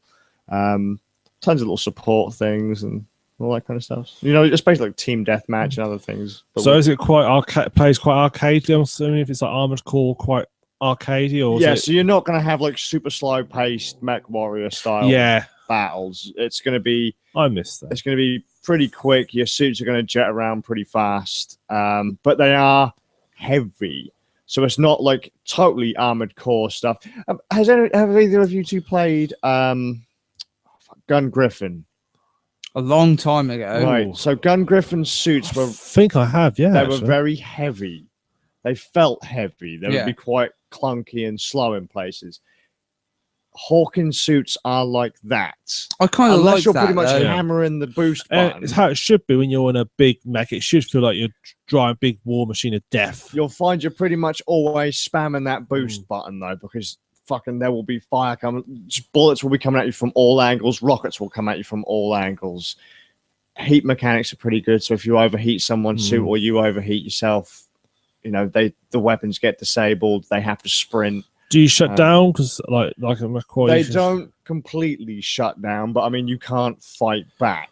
But the suit that I'm piloting at the moment has the special ability or specialized skill coolant, so I can instantly cool back off, and then if I can get back into the fight and maybe leg it. My McCoy used to use McCoy. That's off topic, but I had it equipped with all the weapons that basically, as soon as you fire it, would instantly overheat. Because I used to do an alpha strike. But if you hit somebody, no matter where you hit them, almost certainly you kill them in one hit. So you'd be very carefully lining up your shot. Like, okay, I've got one hit. If I miss, I shut down. If I overwrite, I will blow up. See, I used to have the same kind of play style in Crime Hounds, which was kind of like Armored Core and Hawken styley. Cool. Capture the Flag for Xbox 360. That game was absolutely amazing. But I used to have a massive quad suit, so quadruped, little tiny cab, and then fucking huge double cannons. So it was basically a mortar cannon, but they were called doubles. So it was 2 mortar cannons on each side. Oh, nice. And then one on the top. If I fired and you even got caught by my splash damage, you were not going anywhere fast. If I hit you directly, that's it. The trouble was I was incredibly fucking slow, so you had to make sure that you get out of my turning circle before I could reload and fire again. But I've actually managed to wipe people out in that game from across the map. Nice. So, yeah. Crime Hounds, awesome. Microsoft fucked it. Hawken, amazing. Still a great game. It's now on Steam. If you go to playhawken.com, which was the original site, that was one of the games I wanted to get the Founders Pack for, because you get all the different suits and emblems and boosts and stuff. But because you can buy boosts and things in the I saw one on Steam, a mech game the other day, but it's like a mech sort of strategy game called Air Mech, I think it is, and that's the same sort of premise. But I've not. You log in and you sub count in that. It just looks like you got like a top down thing. You can build units, but you've also got a mech you can fly around and sort of arcadey looking. That's interesting. Might be worth looking into. I'd like to try and get a group of people together to play Hawken. Yeah, because sometimes it's fun to sometimes jump into random matches and see who's the best. But sometimes I think it'd be nice to see how a team would do. So there are team deathmatch modes in the game, but I don't have a team, and I hate pugs. Like Nick, I don't really like. It is always better when you play with people that you know. Yeah, that is true. When I played, I'd only generally play online games when I used to with friends. Yeah, for sure. So Delta Force, I used to play when there was a group of us on there. 4 or 5 of us used to get together. We'd all play. Most of me and about 2 others both play sniper. One guy used to play with a machine gun, and we'd all just sort of group together, and that was great fun. And I used to I used to enjoy when you were as a group of friends. You're all on Skype, all shouting at each other. Yeah, for sure. So do you think that's something we could try? Yeah, I was going to say we can kind of lead into something there, which is what we picked up today, that we were potentially going to film ourselves playing and maybe put on the old Random site, which was our picking up of Gauntlet. The newest release. Yeah, I mean, sort of multiplayer experiences. That looks like it might be good fun if we all sort of group of us playing that online. Have you ever played any of the Gauntlet series games, Nick? No. Wow. That's actually quite surprising. It is, yeah, because I mean, so 4-player arcade, way back when, changed to a 4-player PlayStation game for Gauntlet. Believe it or not, Gauntlet Legends was an arcade game as well. Really? I didn't know that. There used to be a version in Norwich, and I had a save file on it. It was an arcade game you could save to. That's pretty neat. Yeah, I had a save on that game. It's a bowling alley in Norwich. I can't remember. Do you know what a KFC in Norwich is? As you come from the station, you come out of the station, you walk up past the KFC. Yeah, there was a bowling alley up that way, and I had that in there. And I had a barbarian and a wizard, I think, saved on there, like I played through the game as. I actually think I still have Gauntlet Legends on the and then Gauntlet Legends got upgraded into Gauntlet Dark Legacy. It was Legends on the N64, and then on the Dreamcast, it was Gauntlet Dark Legacy. Oh, right, okay. And then the PS2 got Gauntlet Dark Legacy as well. So now it's had a few reboots. That was when they added the Jester and the ones Knight that I played and the extra characters. Four main characters. That was a good game, man. As a multiplayer game, wicked game to have 4 mates playing. And it lasted for a long damned time. That wasn't a game you could just quickly breeze through. No, there's a lot to that game. I'm hoping, because I hear the one that we've picked up is quite short, about 6 hours, something like that. That's pretty good. And it's not got as much monster variety as Legends, but we are living now in the age of DLC and pretty much free upgrades and stuff. Maybe we'll see some more stuff added. Hopefully. But from what I played a little bit before I came out, and like from what I played of it, all 4 characters control really well and have nice totally movesets. Differently, unlike in Legends. Yeah, well, I mean, like Legends and the original to some extent. They're all pretty much the same character, just they had like shoot stuff. power. Yeah, like the elf was, or the jester was quicker. The warrior did more damage. The wizard had more spells, that kind of thing. But now they play totally differently. The warrior and the Valkyrie are up close classes. They get in and smash stuff, and they've got their own abilities. Like the warrior has a spin attack, so he can take out shitloads of stuff around him, whereas the Valkyrie has a rush, so you can charge through enemies. But I can see that being useful for sort of getting away as well if you're getting cornered. The elf can drop bombs, and he controls like a dual stick shooter, which I think is awesome. Like he runs around, you use your one stick to move, because I'm playing it with a controller, obviously. Okay. And your other stick to Are you playing with a 360 control? Yeah. Or another generic control? Because I'm looking for another control pad. 360 controllers are great for Steam games. They really are. Can I just say, I'm sorry, I was tempted to get an Xbox One control pad. Detachable cable. Because that was what broke with my wired 360 control pad. Right. The kid stepped on the cable and I refused to. The only thing wrong with that laptop, the USB cables don't fill me with connections, don't fill me with confidence. And as soon as everything's running off USB, the last thing I want to do is plug in my dodgy Xbox cable that will likely rip part of the board out or snap it. And I'll be like, oh no. So I thought if I can get a random control pad that takes micro USB, then just replace the cable. So yeah. Well, as well as being sort of dual stick. Sorry. The elf can drop a bomb in the middle of a mob, and he can forward roll as well, the flip, so we can get out of situations. I mean, just jump in, drop a bomb, get out kind of things. You blow up a lot of people. Now the wizard looks even more interesting. I mean, he's got 4 buttons that are all a different element, and you can mix the elements up, and they do different attacks depending on what you mix up. So learning him looks like it might be a bit complicated, but rewarding from a team perspective, because he can slow enemies down and freeze enemies, and then like do massive AoE attacks. So could you effectively stun lock for your other? Yeah, basically you can sort of, the freeze one I don't believe does any damage, but I was watching like a guy play as the wizard and sort of explain how to do it, and it just looks like you can if you can tactically mix his moves up, there's specific combos you can pull off that are going to be real useful and are probably going to save you in certain situations. So that looks interesting. I mean, I'm thinking that might be the class I play, but it depends what other people want to do, really. Yeah, for sure. Although I know everyone else is more sort of warrior geared players. So there are only 2 real warrior classes. In fairness, I'll play anything. Yeah, mind you, like I said, all the classes seem fun. From what I played with them, I'd happily play as any of them. They're good fun to play as. Is there a ranged class? Yeah. The elf. Good. Like I said, controls like a dual stick shooter. So nice and easy. Nothing too complex. Nick can stand back. Why would you want to get folded up close if I just shoot him before they get near the you? elf does kind of have to get up close if you're going to use his bombs. But, he can jump out of the way as well. He can strap him to his arrows. He can actually do that. You can get an upgrade where he can strap bombs to his arrows. More sensible, that is. But you can also roll in, drop a bomb, and roll out, which is pretty handy. Blow a mob up. It's satisfying as well. Makes you feel hardcore.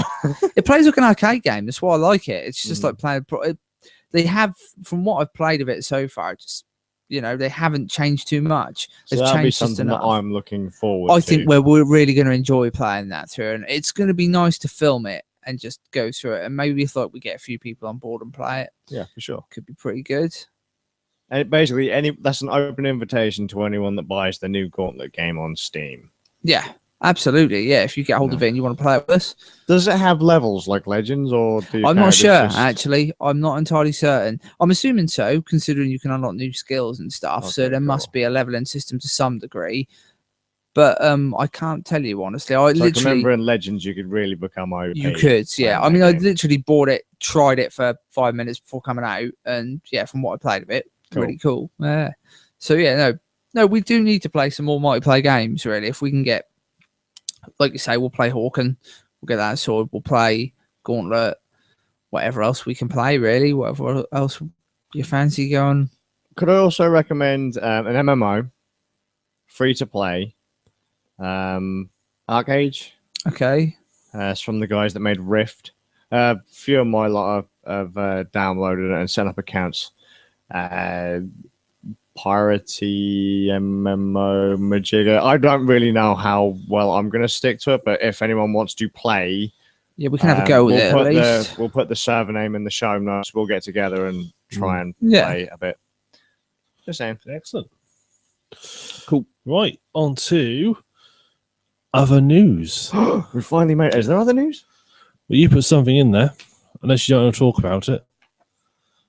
Oh, wait. Well, actually, because I've just realized we've skipped over stuff we're looking forward to. There isn't anything in here. Well, no, but I only remembered it when Bard mentioned the Genesis earlier. So, okay. I'm pretty sure I've mentioned Peer Solar, which is an RPG that was made for the Sega Genesis, like the 20th anniversary or whatever of the Genesis. They made Peer Solar, largely considered one of the best RPGs ever. Yeah. Peer Solar HD was kickstarted like 2 years ago. It's coming out. It's finally being released, and I've got my Dreamcast copy coming through within like the next month or so. Nice one. It's coming out on pretty much every platform. Xbox 360, PlayStation 3, Xbox One, PlayStation 4. Steam? Yes, I believe so. Ouya. Yes, it is coming out on PC because the guys of Watermelon offered me a physical copy on nice. PC. So I'll grab it on Steam if it comes out there. If not, I'll probably just grab a PC version. It looks gorgeous, and it's both versions of the game. So you get the original version, which is like the Genesis stylish 16-bit graphics with the 16-bit tunage. Yeah. Or you get the Peer Solar HD, which is the remaster. Kind of you just select it in an option, so you get the newer music and stuff like that. So upgrading to PC Engine. It's good one, but it's pretty cool. I'm really looking forward to it. I've been waiting for it for years, and then I just get a message from Watermelon like, "Hey, it's coming out. What stuff do you actually want?" I was like, "I don't know." So I'd completely forgot what I even wanted because I pledged double the amount that I needed to get what I wanted initially, which was the Dreamcast Collector's Edition. Okay. Then it was like, "Well, what other stuff do you want?" I was like, "I don't remember," but okay, I'll go down the list. So that's kind of neat. I'm really looking forward to that. I'm gonna probably buy it on everything. Wii or Wii U. I'll buy it on the Ouya.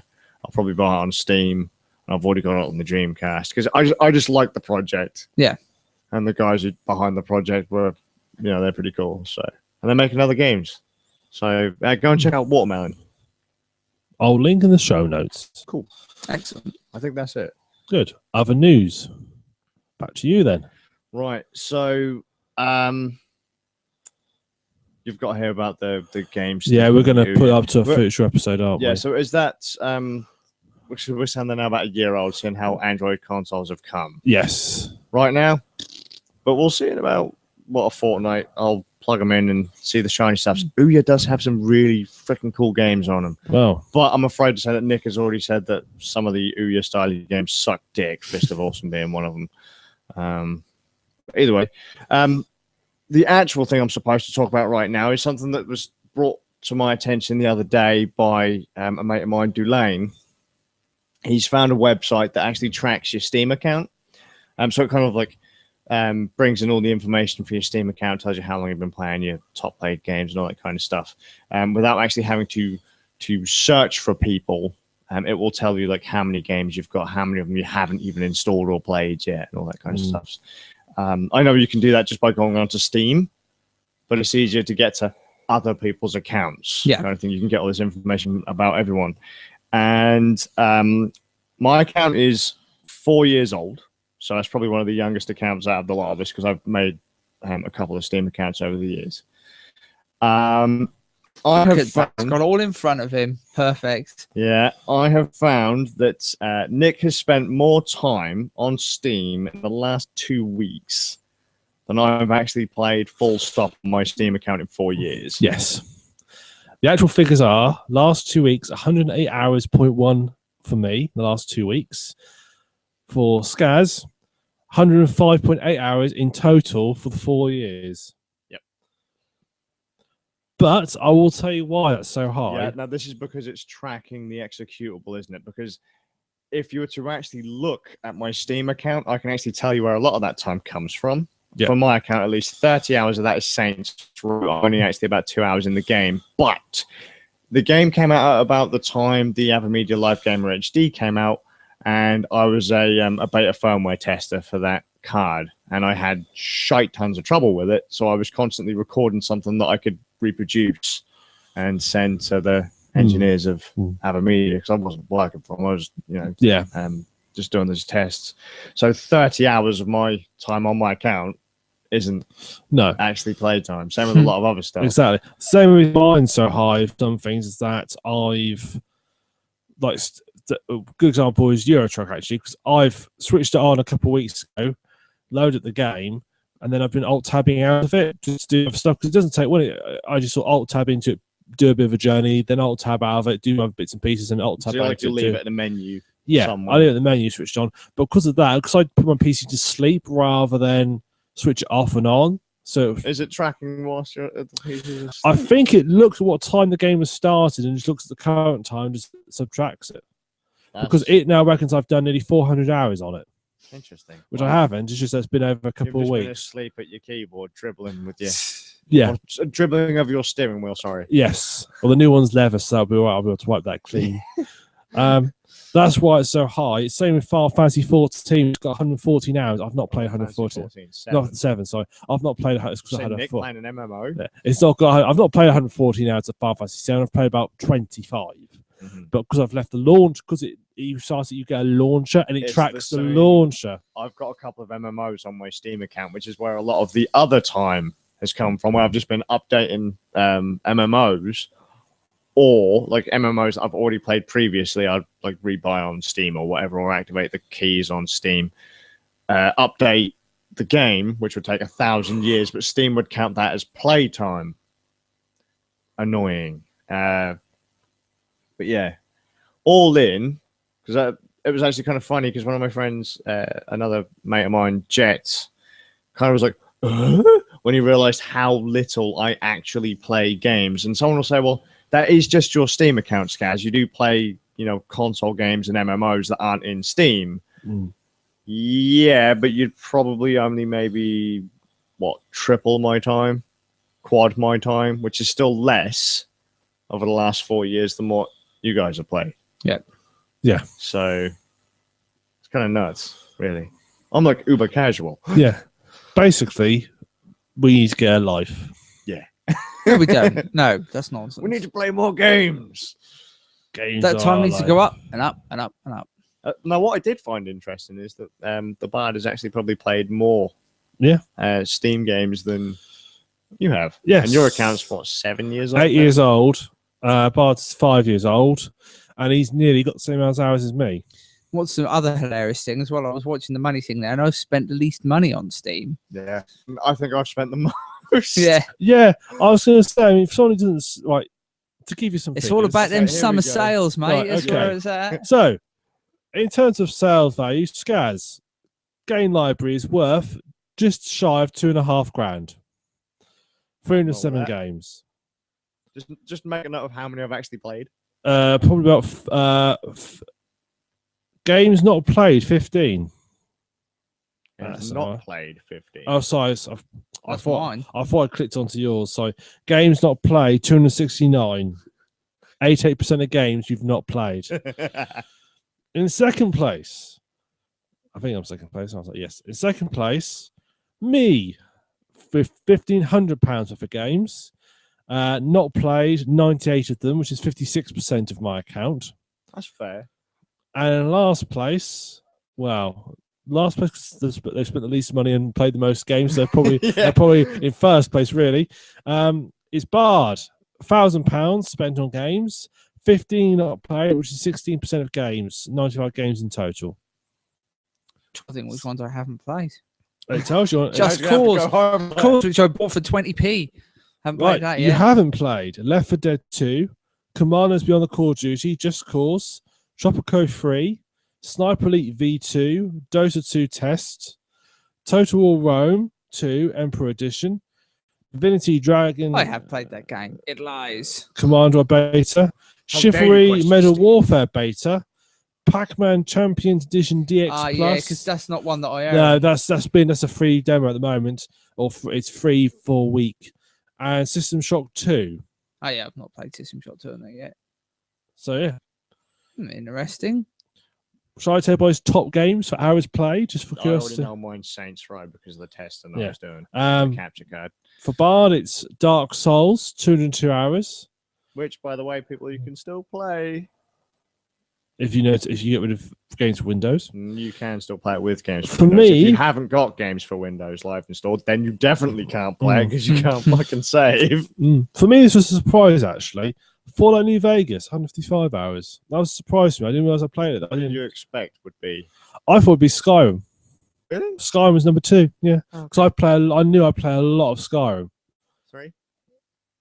So What's number 3? Final Fantasy 7, 114 hours. And Eurotruck? Eurotruck, 77.7, but that's scurry. Yeah. So right, and next one legit. Okay, legit would probably be. This is going to be quite tricky. Far Cry 3, 50 hours. That's probably legit, I would say. Near enough. Yeah, because all the others, like I know I haven't played that much just because I've alt-tabbed. Yeah.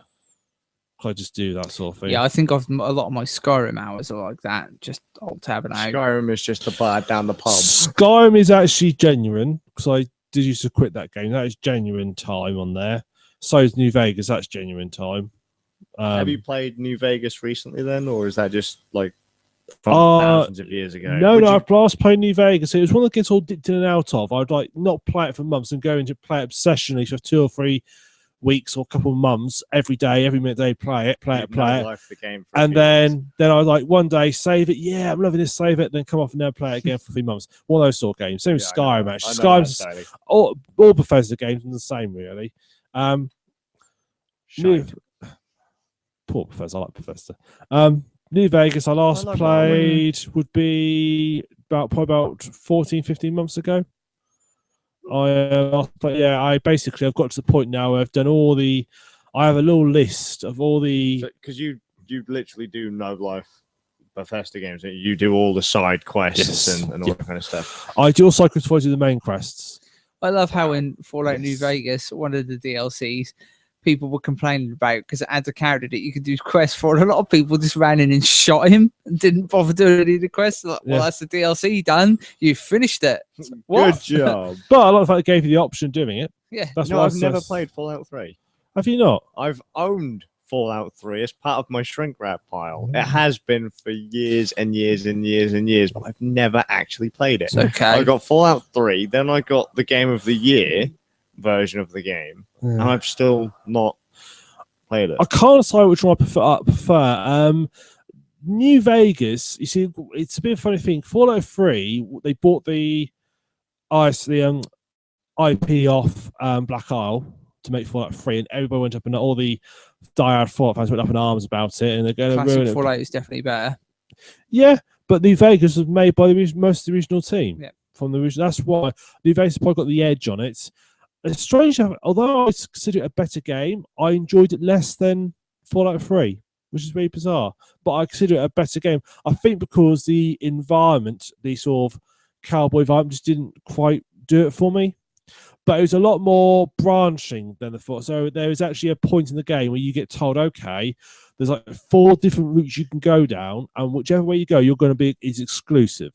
Once you go down that route, you'll upset all the other factions. You can't join up with them, which is quite. So you make sure you save. That basically what I did is I saved before that bit. Did everything else. What's that one on New Vegas? New Vegas, yeah.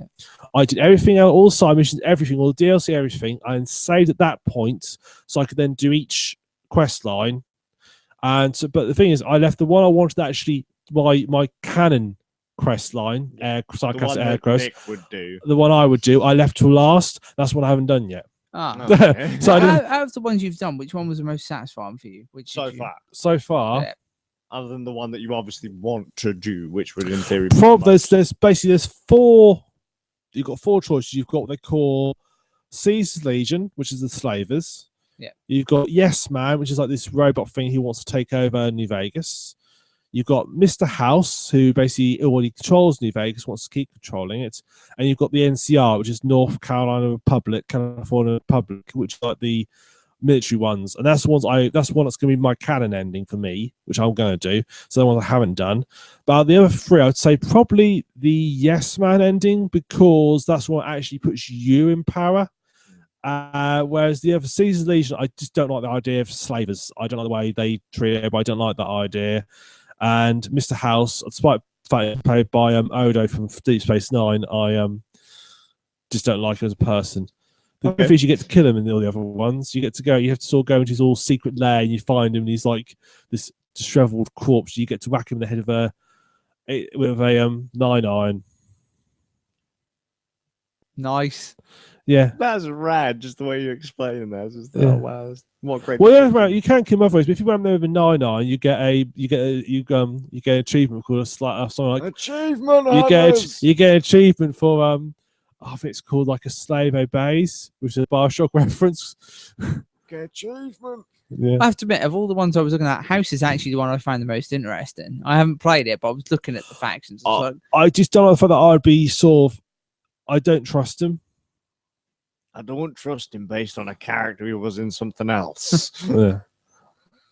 Sneaky bastard. So I need to. Well, I will sit down. I will do the NCR mission and finish that off, and then I'll be able to cannonly finish the game. What always used to make me laugh about Fallout 3 is you've got these futuristic style weapons and that, and the whole game I just played Rabe Dinkins Repeater, and I found that to be the best weapon. Yeah, a lot of the ultra roads. Actually, that's interesting actually, because they make it's sort of actually quite a big point. Actually, most of the less advanced ones are better because they're more common and they're obviously refined, whereas the more like laser stuff were obviously meant to be futuristic but more fragile because they were new technology. Unless you get stuff like built like the Enclave, who are sort of the overall bad guys, because they basically still have a power base and can produce stuff still. I was disappointed Abe Lincoln's Repeater wasn't called the Emancipator too. Missed opportunity. Indeed. So, I'm not killing people. I'm emancipating them from this mortal coil. Perfect. Right. Good job. Flashbacks. Right, who wants to start? Well, we're going to go in order? We'll go in order. All right, then. So, I know that's what it really meant, but I like Fuck the World. Yeah, so in episode 19, which was the birthday episode, Nick said that the ending song of Portal 2's card was Robots Fuck the World. It isn't. I don't care. It's Fuck the World. That's what it should mean. Yeah, but it isn't. So what it should mean. I could have just gone there, stop being gay. It's just not, no, Nick, it's just not right. So, no. Look, seriously, when you listen to that song, it's not a sucktastic rap song. So no, it's never going to be Fuck the World, is it? Don't ruin my dreams. Don't ruin my dreams. Smash them. Like an Easter Island head full of sheep. Yes. I'll try not to ruin that. By ruining it, filling it with lava. I'm gonna get all my sheep to combine together and make a giant sheep.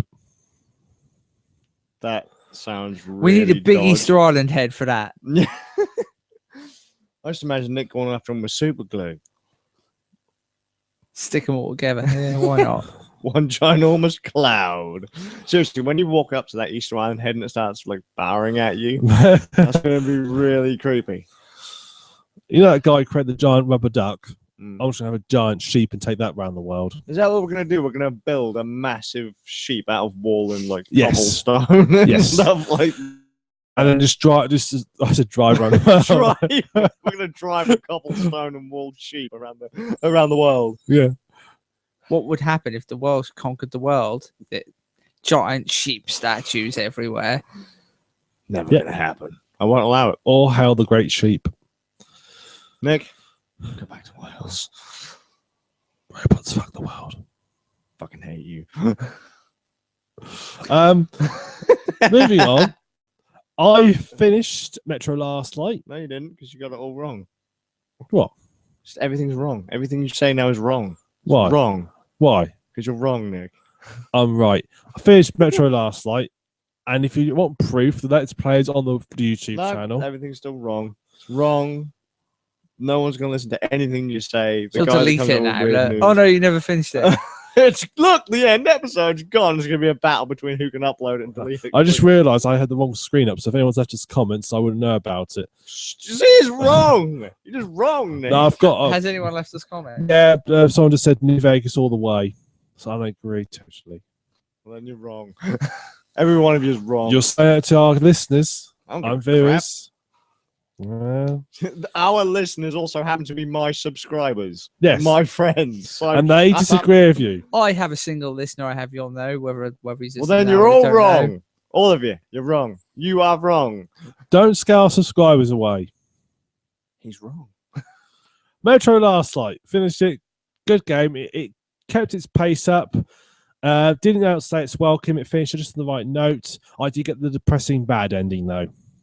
Can I just ask what, not to spoil anything, if it's going to spoil anything, then don't tell me what triggers the bad. Is it going to be one of these, I picked up a bullet and I accidentally put it in the wrong gun? No.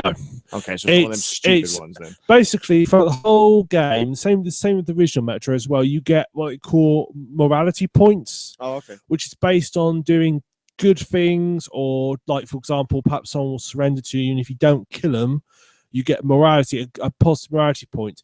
You know, when you play Metro, and all of a sudden the screen would seem to flash, and you'd hear like a noise in the background, just briefly. You may not remember it. No, I don't remember it. Basically, whenever that happens, if you're playing Metro, and all of a sudden the screen seems to flash, and you hear this like drop of water in the background, that means you've done something good. And if you get enough of those, you then get the good ending. I didn't, and I got the bad ending. A hooker? That's I don't know what slagging off the theatre. Is it just a case of you not doing enough moral things, or you doing morally corrupt things? You can lose them, but it's easier to gain than it is to lose them. But it's gain them. When I looked at the wiki actually lists all the places you can gain them. It was the theatre, wasn't it? No, I gained them for watching the theatre show. Oh my god! Right, well I'm going to get the really sucky end. Gain morality points for it? Yeah. So I watched the theatre. So I supported the arts. Because you watched it, or just because you were? Because I watched it. But you gain, it's like, for example, when you there's bits where, like, if you listen to certain conversations, you gain them because you feel not sure how that works. Because you've been eavesdropping. Yeah. There you go. Have some points. There are some. I mean, there is some really ropey conversations. You can now feel good about yourself because that guy just beat his wife and hey, at least I don't beat my wife. Morality point. She ate the dog. I just sold her into slavery instead. 100 morality points lost. But so, theoretically, I could play this game and try and be the most wicked bastard possible and see how many. But as long as you do some really random things, then it's. From what I gather, it's actually a lot easy. It's a lot easier to get the bad ending. It's actually quite hard to get the good ending. That's always the way. I have to admit, going back to the old Fallout, what I used to like doing in Fallout 3, you got them little hobos that'll ask you for the bottles of water. And what I used to like to do is take them out of my inventory, put them on the map, and pick them up with a physics engine and just lob them at them. There you are. There's your water. They say thank you. No, just get water bounce off their head, and they don't really do anything. Ding. Seriously, the game for our engine, we do love it. It's like Skyrim, sticking baskets on people's heads and stealing all their gear. Yeah, great. That was brilliant. I love that bug. No, it was a good game. Interesting, talking about the morality system in it. The game, the first game did the same thing, and there's a good and a bad ending. I don't know how. Should I say, because I might spoil it, or do you think it's worth spoiling that ending? 1 second. Does anyone give a crap? Spoiler warning. Right, spoiler warning. I'm about to give away the ending of the first Metro game. So if you're not if you don't want to hear it, turn off for a minute. End of the first Metro game. You didn't even give them much of a chance, did you? So that's what I'm going to I'm just interrupting you so that they have a little bit more time to decide. Right, okay. No. Right. Right. 3, 2, 1. Spoiler. End of the first Metro game. Depending on how you act, you get to find the Dark One's lair, and you can either make peace with them, the one that will appear and say you want to make peace, and you sort of not do anything, or you can nuke them. But the thing is, if you get the nice ending in the first one, the second game automatically assumes you got the bad ending. That's nice. So the game starts with you being told. Does this continue on from? Is this a continuation of the book or the game? I could never remember what you said. Right, it's based. Right, it's not a continuation. The Metro is based on the first one. Is based on a book, But the this second one is based on. It's based on the same universe, although the guy who wrote the book is now writing a book based on Metro Last Light. All right, that's cool. So That's really trippy. A game based on a book that's now going to have a book based on a game. Yeah, how's that going to work? Look, because normally when when you have a book that's turned into a film, it's usually guaranteed the film's going to be shite. So how does that work with books and games? Well, I mean, they've obviously worked quite close to the author because there are. I'm gonna get the Metro books actually. I'll read them, see what they're like. Mm-hmm. It's good the game have inspired you to pick them up. That's bad sign. I do actually I do like a lot of sort of games that do come out of the sort of Eastern Bloc area, sort of Ukraine and stuff like that. I do like their sort of, particularly sort of post-apocalyptic. They're sort of dark, broody atmospheres. Like I'm gonna pick up Stalker again because I love. I don't think I've ever played Stalker. I might have. You should play Stalker. Did you ever play the Witcher games? The Polish take on medieval fantasy. Very, very cool. Yeah, I heard it. I've heard that. Again, they actually re-released it because they basically the first version was fucked up, so they re-released it again. I've got both The Witcher and The Witcher 2, and again they take it to a dark and gritty level that's pretty damn cool. Yeah, perfect. Cool. And again, games based on books too. The Witcher was based on books. Do you always find? I don't know. I don't know why I'm comparing like the world of Metro to like the world of Fallout, but anything that's coming from the same area as Metro, it's a better kind of post-apocalyptic world than Metro feels more like a post-apocalyptic world. Fallout never really felt. I didn't feel like. Did it feel like just everyone had fucked up? Fallout is very much a parody of like sort of 50s culture. It is, though, isn't it? But the world didn't. I would say Fallout is more of a post-apocalyptic world that's starting to rebuild itself. When you play it, you walk around it. It's basically everything's still fucked. They're just surviving. Right. It's you go above surface. It's very oppressive. Everything it's just a daily struggle just to live. Every day it's a daily struggle. Whereas in Fallout, they got to the point actually when you push in Fort New Vegas with the NCR, got to the point where they've got farms going. They've got everything. They've got water irrigation going. They've got lots of power. They've got power going again. It's on the mend. The world's being repaired. It's on the way to being good again. So it's actually sort of a later on. Which do you prefer? They both have their merits. I must admit, it depends. If I'm after a game if a game's to be horror and it's meant to be sort of a space father's instinct, I do quite like the oppressive. It is all fucked up like Metro and Stalker has. Like kind of like The Road, I guess. There is like no hope for man, pretty much. Yeah. If you've ever seen that film, that's a cool film. Yeah. See, because I can't really comment on Fallout because I've never played Fallout 3 or New Vegas. Yeah.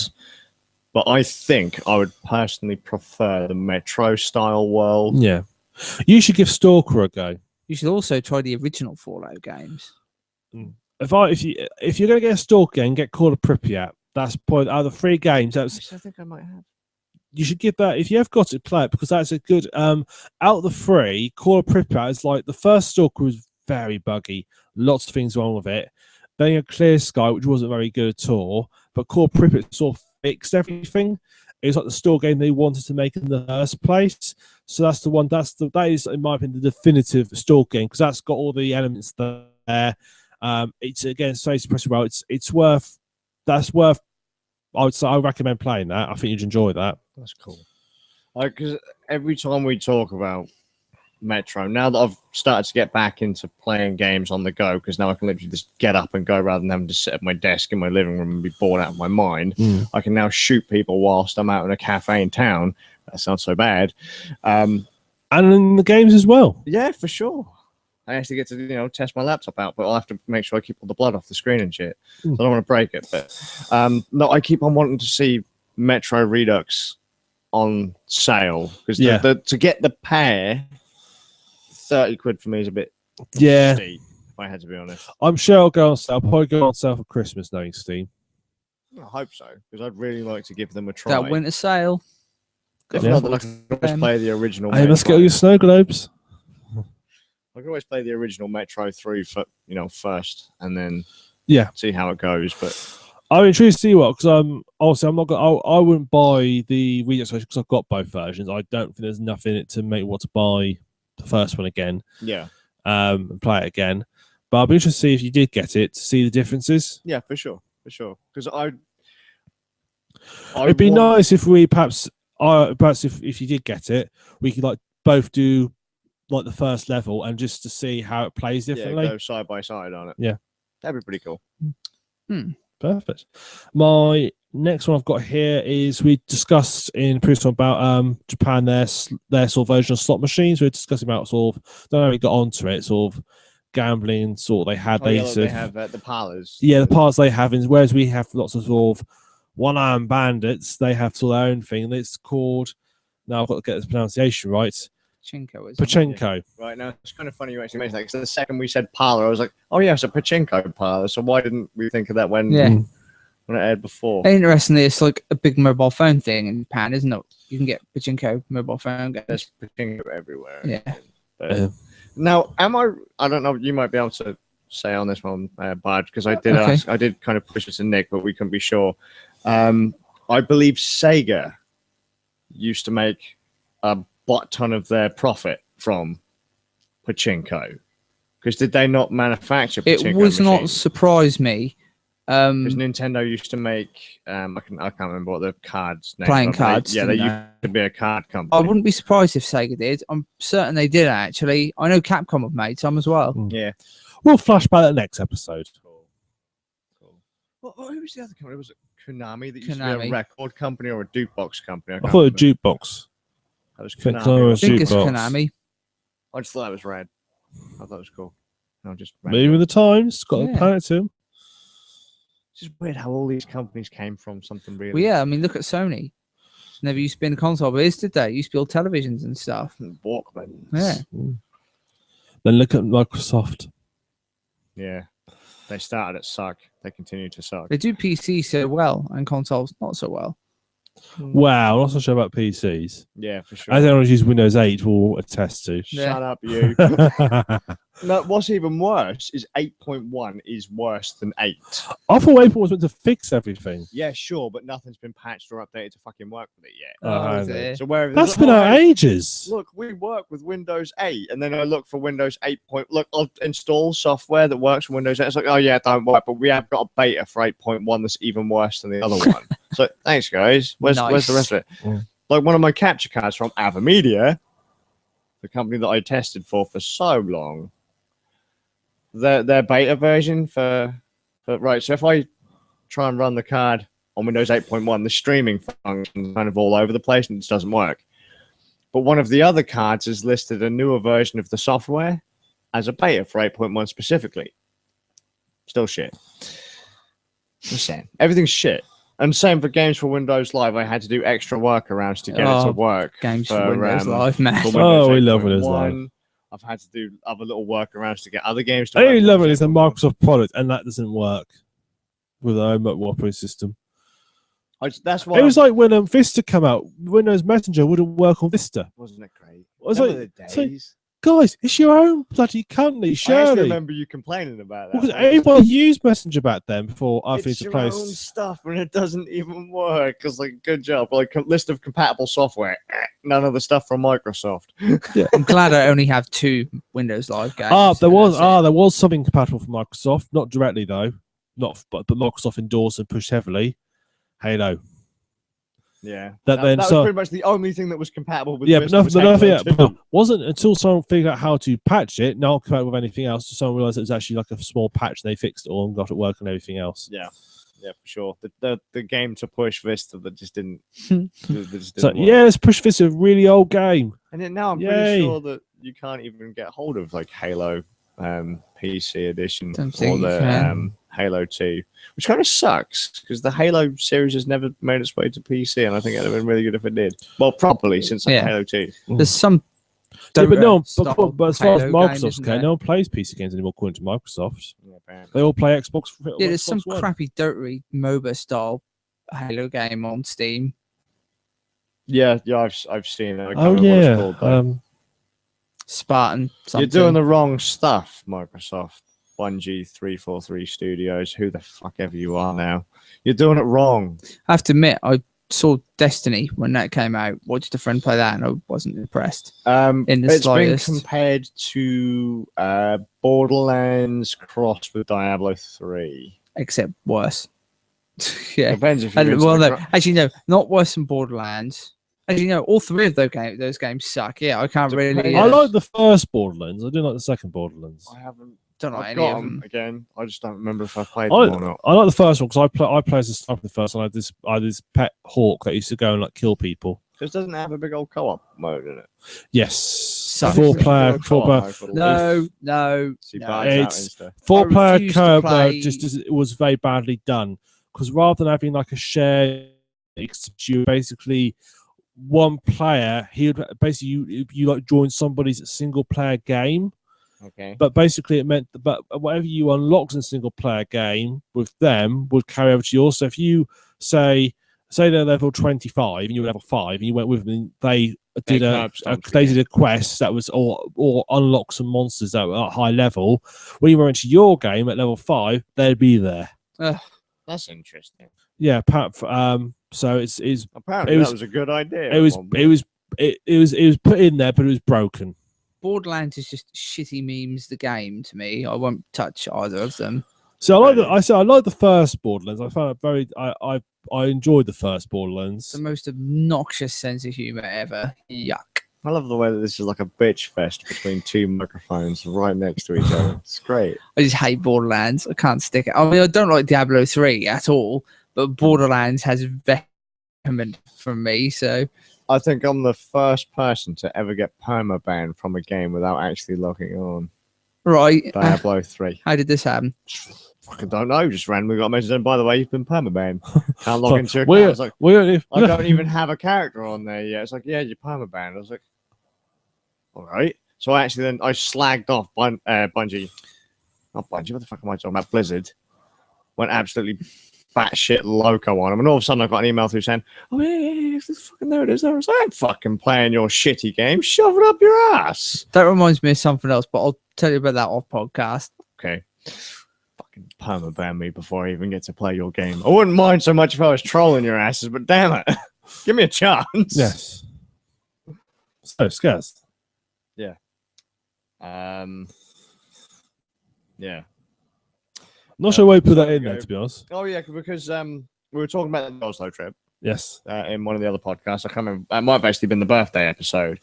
I think actually it was last as we mentioned it, because I was talking about how I learned to drive. Oh, yeah, sure. That was, yeah, it was. It was episode 20, yeah, sure. Because that's the one I'm editing now, so. Well, finishing now. But you guys joked about getting a bus, and then we were talking about kind of having a tour bus for the Oslo trip. And then Nick said, well, I don't know about having a tour bus, but we could get a minibus. And I was like, no, I wonder how much a minibus would actually cost. Because Nick's like, oh, that might be a stretch, but we could get it. So, just because I was bored whilst editing the podcast, because, you know, I listening to our podcast is a fucking nightmare. Awful stuff. Why anyone would listen to this, I don't know. But doing it is worse. Yes, having to sit here with these two people and pretending I like them. Oh, we're dead. Yeah, it turns out we can actually buy a minibus for about $2,000 or less. Plus time to fit it all out as we need it. Because presumably we'd have it so we could sleep in it rather than have to park up and. So basically, we just have to rip out the back seats. Yes. Yeah, that doesn't cost a lot. No, it's blackjack and hookers. No, so. Then we need to have all the battery packs and power inverters so we can have 3 gaming PCs running at once. Yeah, that's not going to happen. But you could get a 12-volt socket put in pretty cheap. I can do that. Yeah, it's easy enough. But we have to. One thing we have to flash your amber beacon on the top. I'm not sure when we would use it, but I want a flashy amber beacon on the top. All right, then we'll just get one and gaffer tape it to the top. I don't know how well we'd manage to get overseas with the damn thing. And can I point out, there's only one of us who can legally drive, and I haven't got a license for a minibus. All right, it's all good. Get Nick a license. Achievement unlocked. Yeah, man, you've been playing Eurotruck. You can drive everything blindfolded. Actually, you can get buses as mods for Eurotruck. See, there you go. But sorted. So that would be like his thing, like when it says cargo, 2 twats in the back of your minibus. Oh, that'd be cold. At what point did they change it so that you had to get a different license? About 10 years ago, before I got my license. You can't get anything if you're a youngster. But if you're a youngster now, you can't get anything on your license because you've got limited on what trays. Drive a car. You can't even take trailers anymore. You're only allowed trailers of 750 kilos. which is why I can't ever take any at the moment until I get a trailer. Doesn't that include the weight of the trailer Yes. itself, doesn't it? Basically, you know those little city trailers you get. You can have one of those with some stuff in the back. But we can put the show notes in the back. Yeah, but I couldn't take, for example, any livestock on the road in a trailer. I'd be over the weight limit instantly. You know, livestock trailer weighs. Sit him in the seat next to you. Look, you're fine. That's perfectly. You could have. But then, if your dad could probably drive around in a double decker. Yeah, no, he can. He can drive a minibus, and he can take a trailer up to something like 3.5 dad tons. takes a podcast on the road. There we go. No, we'll be there forever. Trying to get there. We've got electricity, Nick. It doesn't matter. What it does for you, lot, is you've got a dying MacBook Pro. And she's not dying. Nothing. She's just struggling. I can still play my games. I'm good. She's just terminally ill. No. Actually, that's the saddest thing when my sheep died this week. That sucks. One of my We'll make you a cloud memorial in Minecraft. I will do. She is my first girl sheep, and she died this week. Moment of silence. Yes. I'm saying nothing about Easter Island statues. There we go. Moment of silence over. That was Robin Williams. It was like 20 minutes. Silence. Yeah, but be fair, what was it as a person? I will accept that. Although Robin Williams is higher up than your cloud. Yeah. Robin Williams is now looking after her, Nick. If that makes you feel better. Yes. Mm-hmm. Yep. So there we go. That's how much a tour bus has cost us. So that's okay. What is there supposed to be more? You put something else in there unless you don't want to talk about it. Oh, yeah, your scream. So, during the episode 20 edit, when Nick is talking about how he went over, it was a Verge. I hit a central reservation. Yes, you hit the central reservation in your truck and almost murdered several thousand people with your trailer. So, when he wails at the top of his lungs... Like this. That's going to suck in the edit. Well, let's put it this way. I warned myself like I'm about to now. By the way, Nick has just deafened you. You're not going to be able to hear me saying this anyway, you bellend, because he's already deafened you, because you'd have forgot that he's done it. Keep an eye on the waveform. Nick did actually deafen me during the edit, and then I was like, motherfucker. Paused for a minute, fast forwarded, and then thought to myself, you complete tosser. And then he put in the show notes. Yeah. So now I've reminded Nick, and then I'll do it again in flashback next time to remind us, and then Nick will do it again, and then I will probably have to club him to death with the mic stand. I will beat you to death with Linford. Yeah. Well. So bad, man. We have actually got some flashback, well, sort of semi-flashback from one of our viewers. We do? Yes. Apparently Ready Player One is getting a movie. Yeah, now I did hear this was rumored a long time ago, but please tell me Will Wheaton isn't in it. So, anything? Any that's almost I've been given. Okay, then cool. So we'll flashback the flashback. Oh, flashback. Yeah, sure. So then we'll actually have maybe something else to talk about on it, because I mean, it was rumored they were going to make a movie about it, but no one ever said. I still need to listen to it. Yeah, seriously good stuff. Good stuff. Especially when we've already referenced Tomb of Horrors, which is a big part of the book. Oh. We started. I've got to download. I might upload it up to my music file for Eurotruck and just listen to it while I'm driving. Yeah, so he's driving across Europe listening to Ready Player One. That'd be brilliant. Do it. Yeah, that might be the only chance you actually get to listen to. I'm not currently listening to all the Ricky Gervais' XFM shows on there. So excellent. Weird news. Finally. I completely forget that you've all been waiting for. Yep. They have to sit through 2 hours, 6 minutes, and 21 seconds for this. Sorry. Now, when you get the audio version, that's going to really confuse you because it won't be right. When you get the audio version, it will be longer. Yeah, somehow.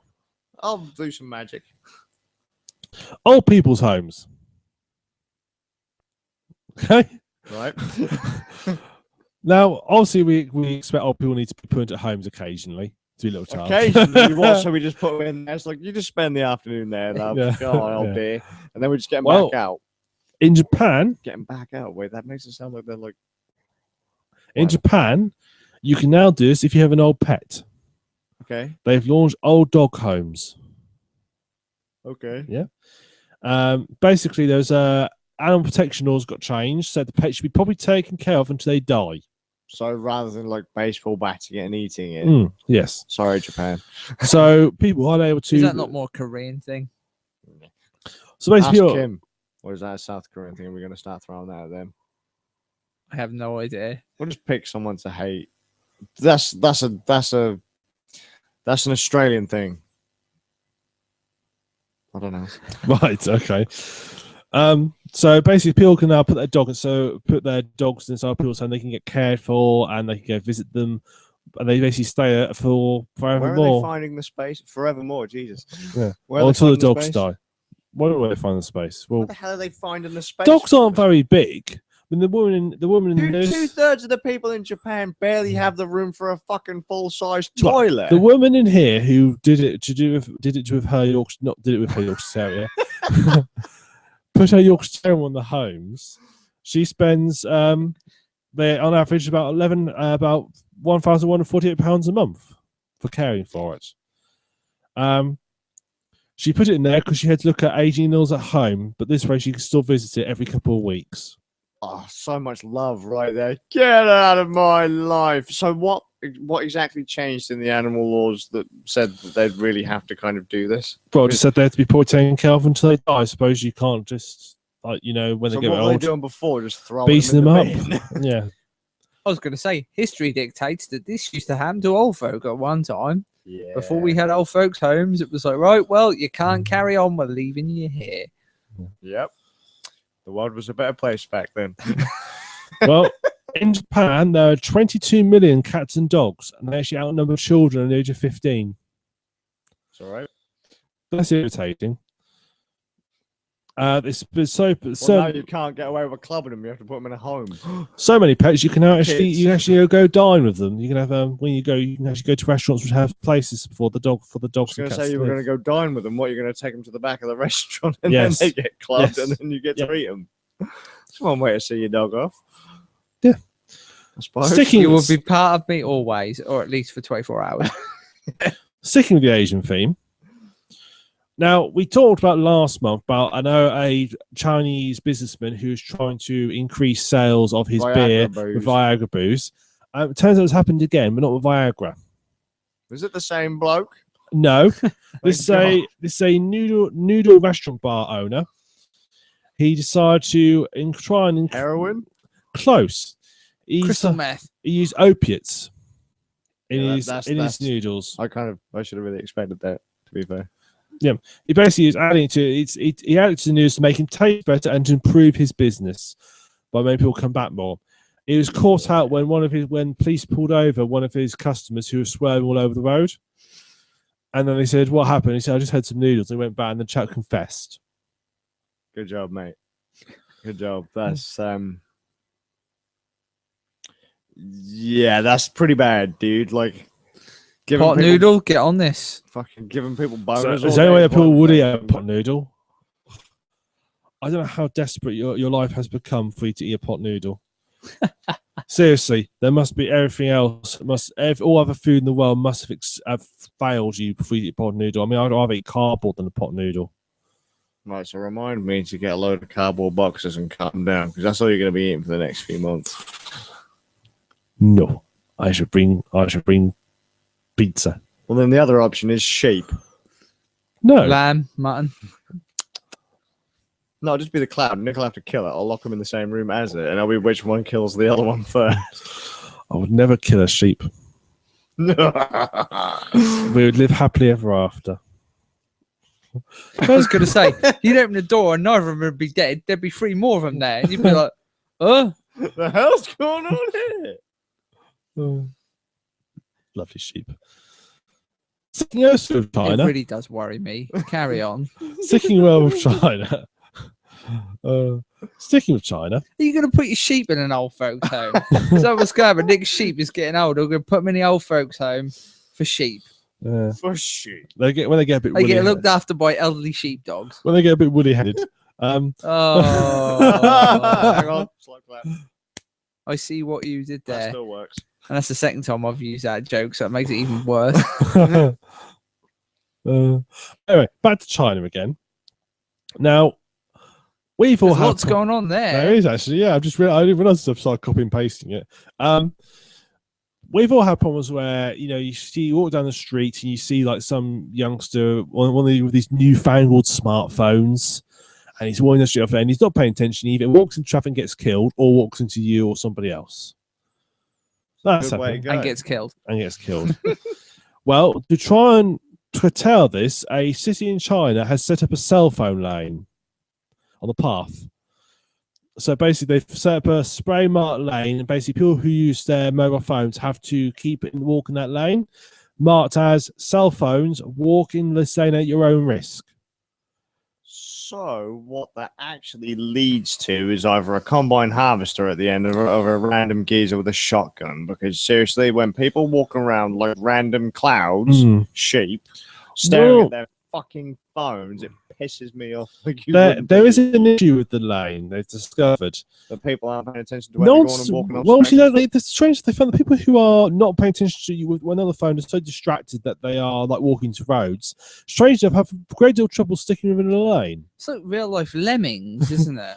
Yeah. Make them all explode at the but it gets better. They've also discovered that since put it in, it's become a tourist spot. People come in there, take photos of it. And then finally blocking the whole pavement up with their cell phone. Yeah, taking photos on their phones. Yeah. Washington DC. This is actually not the first time this has happened. Washington DC tried a similar thing, and they found that most people, and they found the exact thing. Most people are so ingrained in the zombies, they actually just walked out the lane anyway. Please, just let me stand there with a shotgun or a really large knife. Just give me a machete. I'd have fun all day, and then I can start practicing in game. There's a proper name for it when if you have an accident while using your phone. It's called distracted walking. There's been a recent increase in pedestrian deaths because of it. It's actually called being a dozy twat, but yeah, that works too. In Taiwan, you could be fined for crossing the road while using your phone. Good job, Taiwan. In fairness, though, Taiwan is absolutely fucking nuts. You seen how they drive? On to sex news. 2 donkeys have been reunited after they were separated over their non-stop lovemaking. Okay. There's 2 donkeys called Antonia and Napoleon. They're in Napoleon Zoo. They've been together for 10 years, but they got separated after complaints from visiting parents and mothers because they kept spending most of the time bonking each other. Okay. So they got split up into separate pens, but they've now been reunited after 7,000 people signed a petition asking them to be returned. What a waste of time. What is wrong with humanity? For the love of my sanity, please stop. For the love of 2 donkeys. It actually helped as well that to get them originally separated, the local official took up the cause to get them separated as well. Animals separate 6 different cages is complete idiocy, said Stefan with of the governing party civic platform.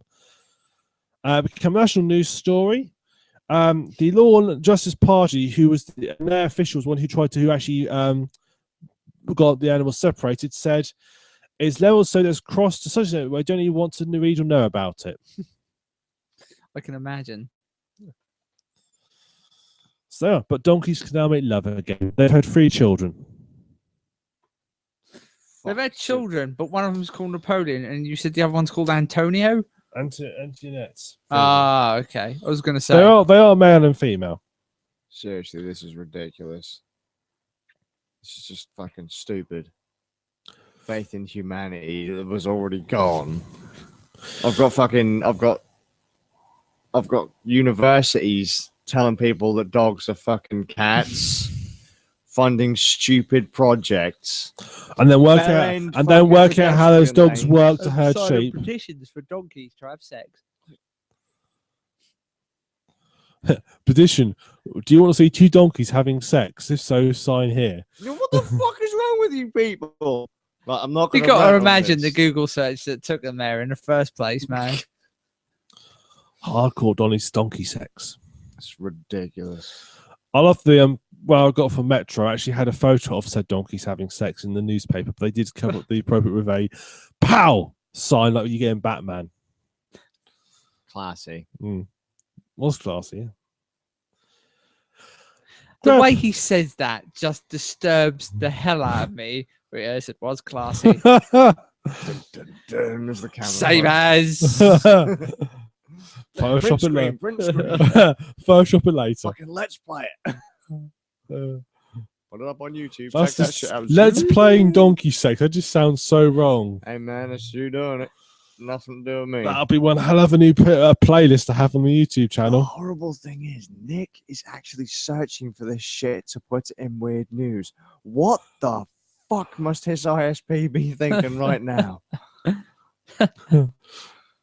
Yeah. And I thought I was on some kind of dodgy blacklist. It could explain why the police car keeps sitting outside my house.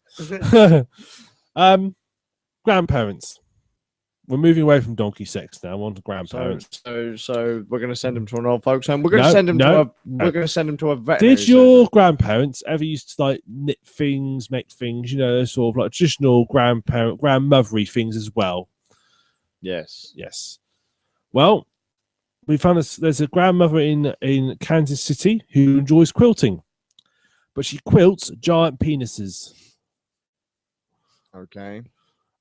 She's now got an exhibition of the giant penises at the University of Missouri, Kansas City. How old is this grandmother? 12? It doesn't say. Thanks to funds, you've raised the funds on Kickstarter. Good old Kickstarter, raising money enough. The exhibit. Do you want to know the exhibit is called? I guess this. No. Local grandmother quilts giant penises. That's the title of the exhibit. How much did they pay the company that came up with that? Do you know why she's inspired by it? She was inspired. I love how it's on Kickstarter as local grandmother. Still know where the fuck you live. She's that's local. That's what the exhibit was called. She was inspired to do it after she used to work at a dildo factory.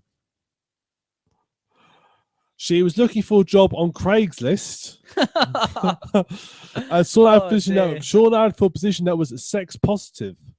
She discovered that it was a demolder in a dildo factory.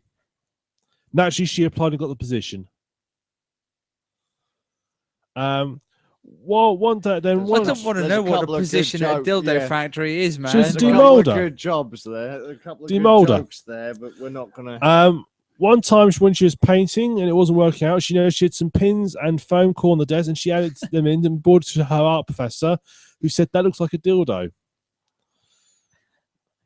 She's raised £380 for the funds through Kickstarter. Do you want to know the pledge levels include? The lowest level. No, not quite that bad. The lowest level is chub, where you get when you do a £10 pledge, you get a bag. Now, when you do a chub, you get. Oh man, that's brilliant. You get a bag of sequined semen. Kill me, if you get to the schlong level, you get a stitch it yourself starter penis. Is there a level where I can beat this woman to death with a giant dildo? I just had an iPhone. Achievement unlocked. You've just killed Granny. One visitor to the so-called Room of Dicks, which for some reason Metro decided to put an asterisk in. Dicks is such a minor swear word. Seriously, you don't need to put an asterisk in it. So, Room of Dicks. It's just making me think That's of that. most of their offices. It's making me think of that pit of hands from Labyrinth. Just like fucking dicks all over the wall. It might be room for people called Richard. A room full of room of Richards. Yeah. One visitor said, I really like them. I wish all real penises looked like this as well. What, fluffy? Quilted. They have a very fucked up. Screw these people. On to High Pursuit news. How do you come up with the order for this stuff?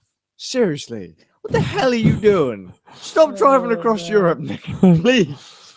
A 22-year-old man has been arrested after a 3-hour pursuit in a 44-ton digger.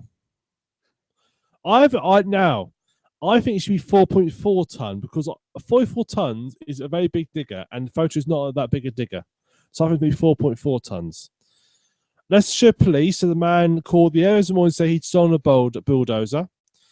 They had to use a helicopter and officers to trace him down because obviously they couldn't just like do their normal. You couldn't exactly see this massive fucking digger. Well, the trouble is you couldn't do your normal stop technique, could you? Of like driving, because normally what they do is they drive front, slow down to force the vehicle to stop. I have this really good method that I picked up from America. It's called a shotgun. It works a treat. Yes. They can't really done that. No one was hurt. You'll be glad to hear. No, I'm not. It'd have been brilliant. The treasure is now back in police custody. Jesus. On to Our roses are so bloody soft. It's like that scene at the end of Hot Fuzz.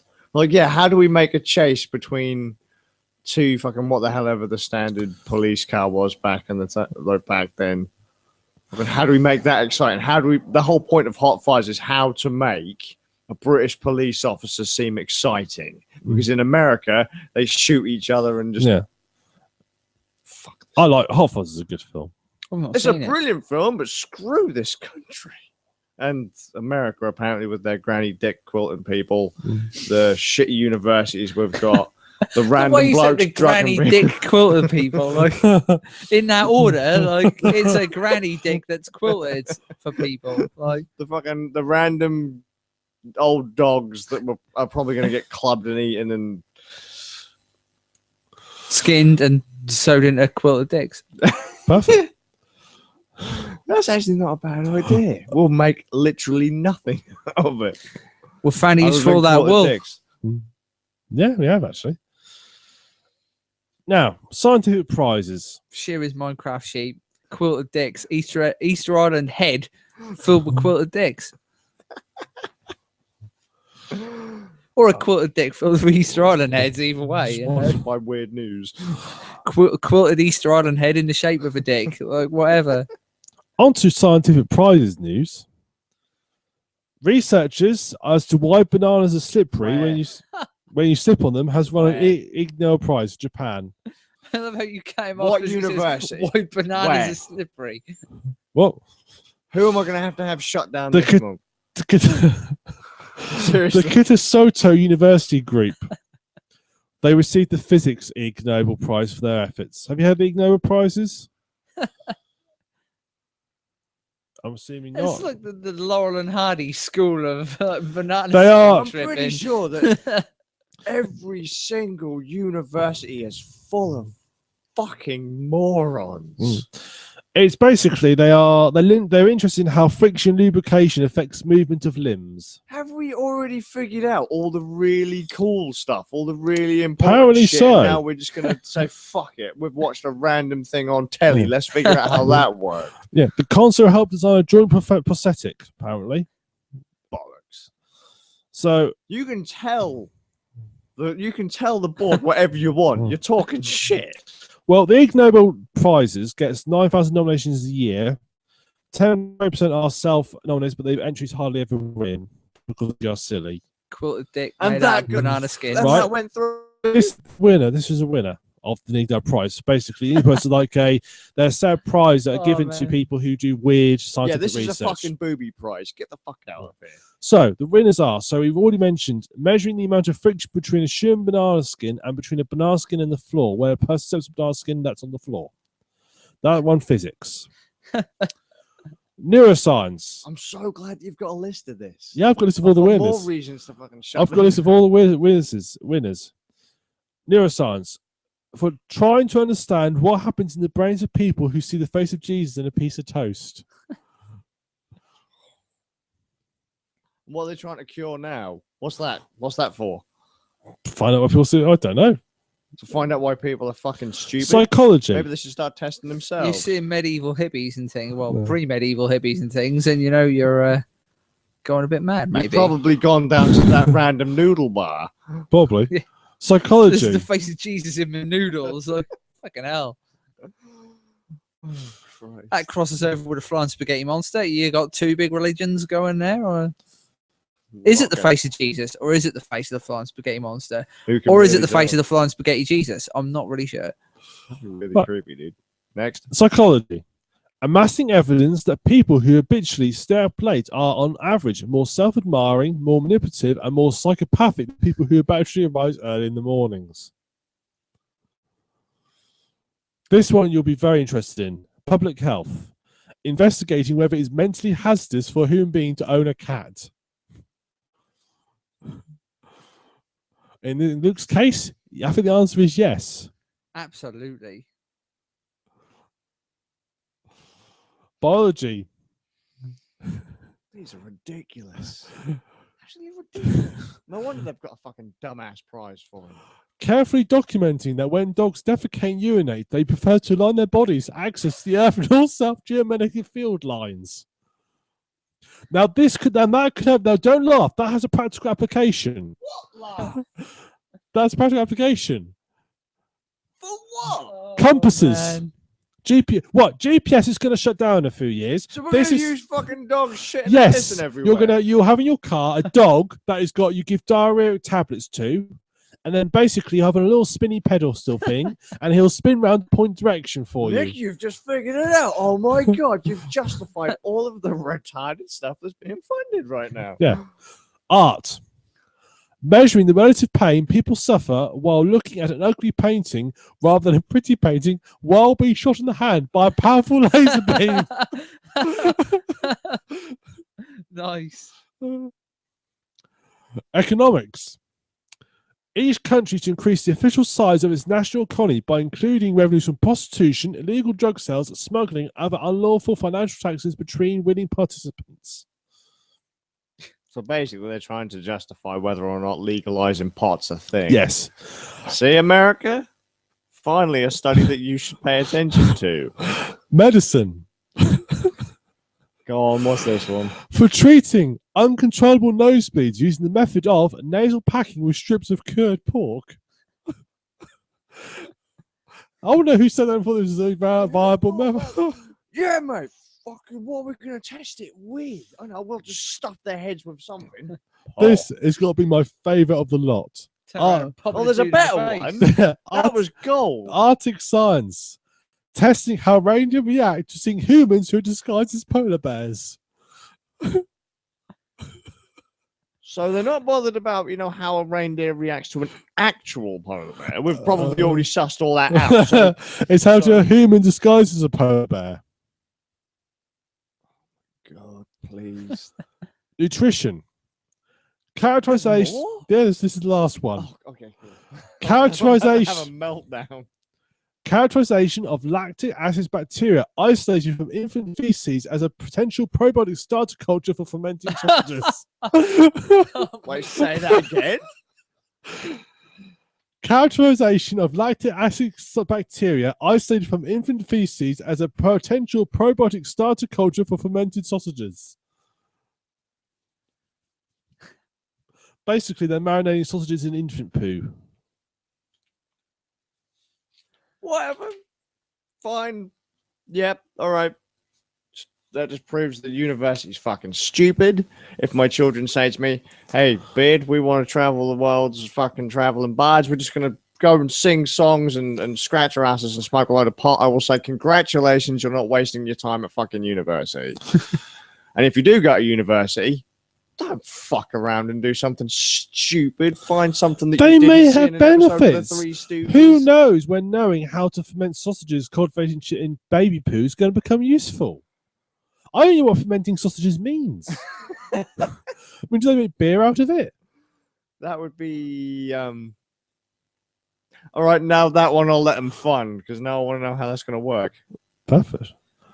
Right, where can you find us? www.randnerds.com is the website.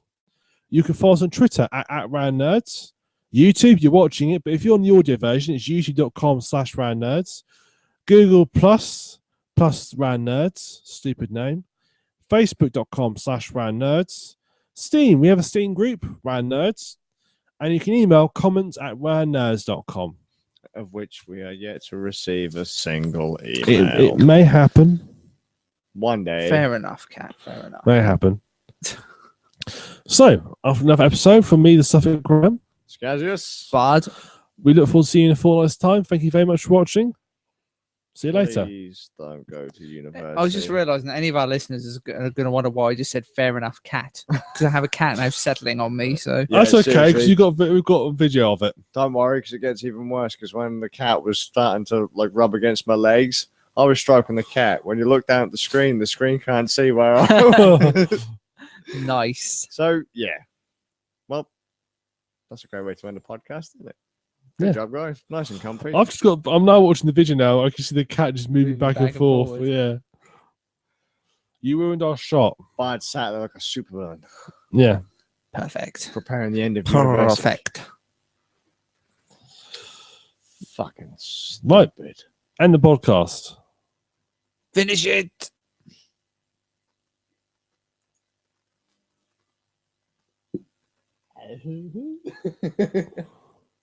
Ready? Yeah. You ready? Yes. Watch this technology right now.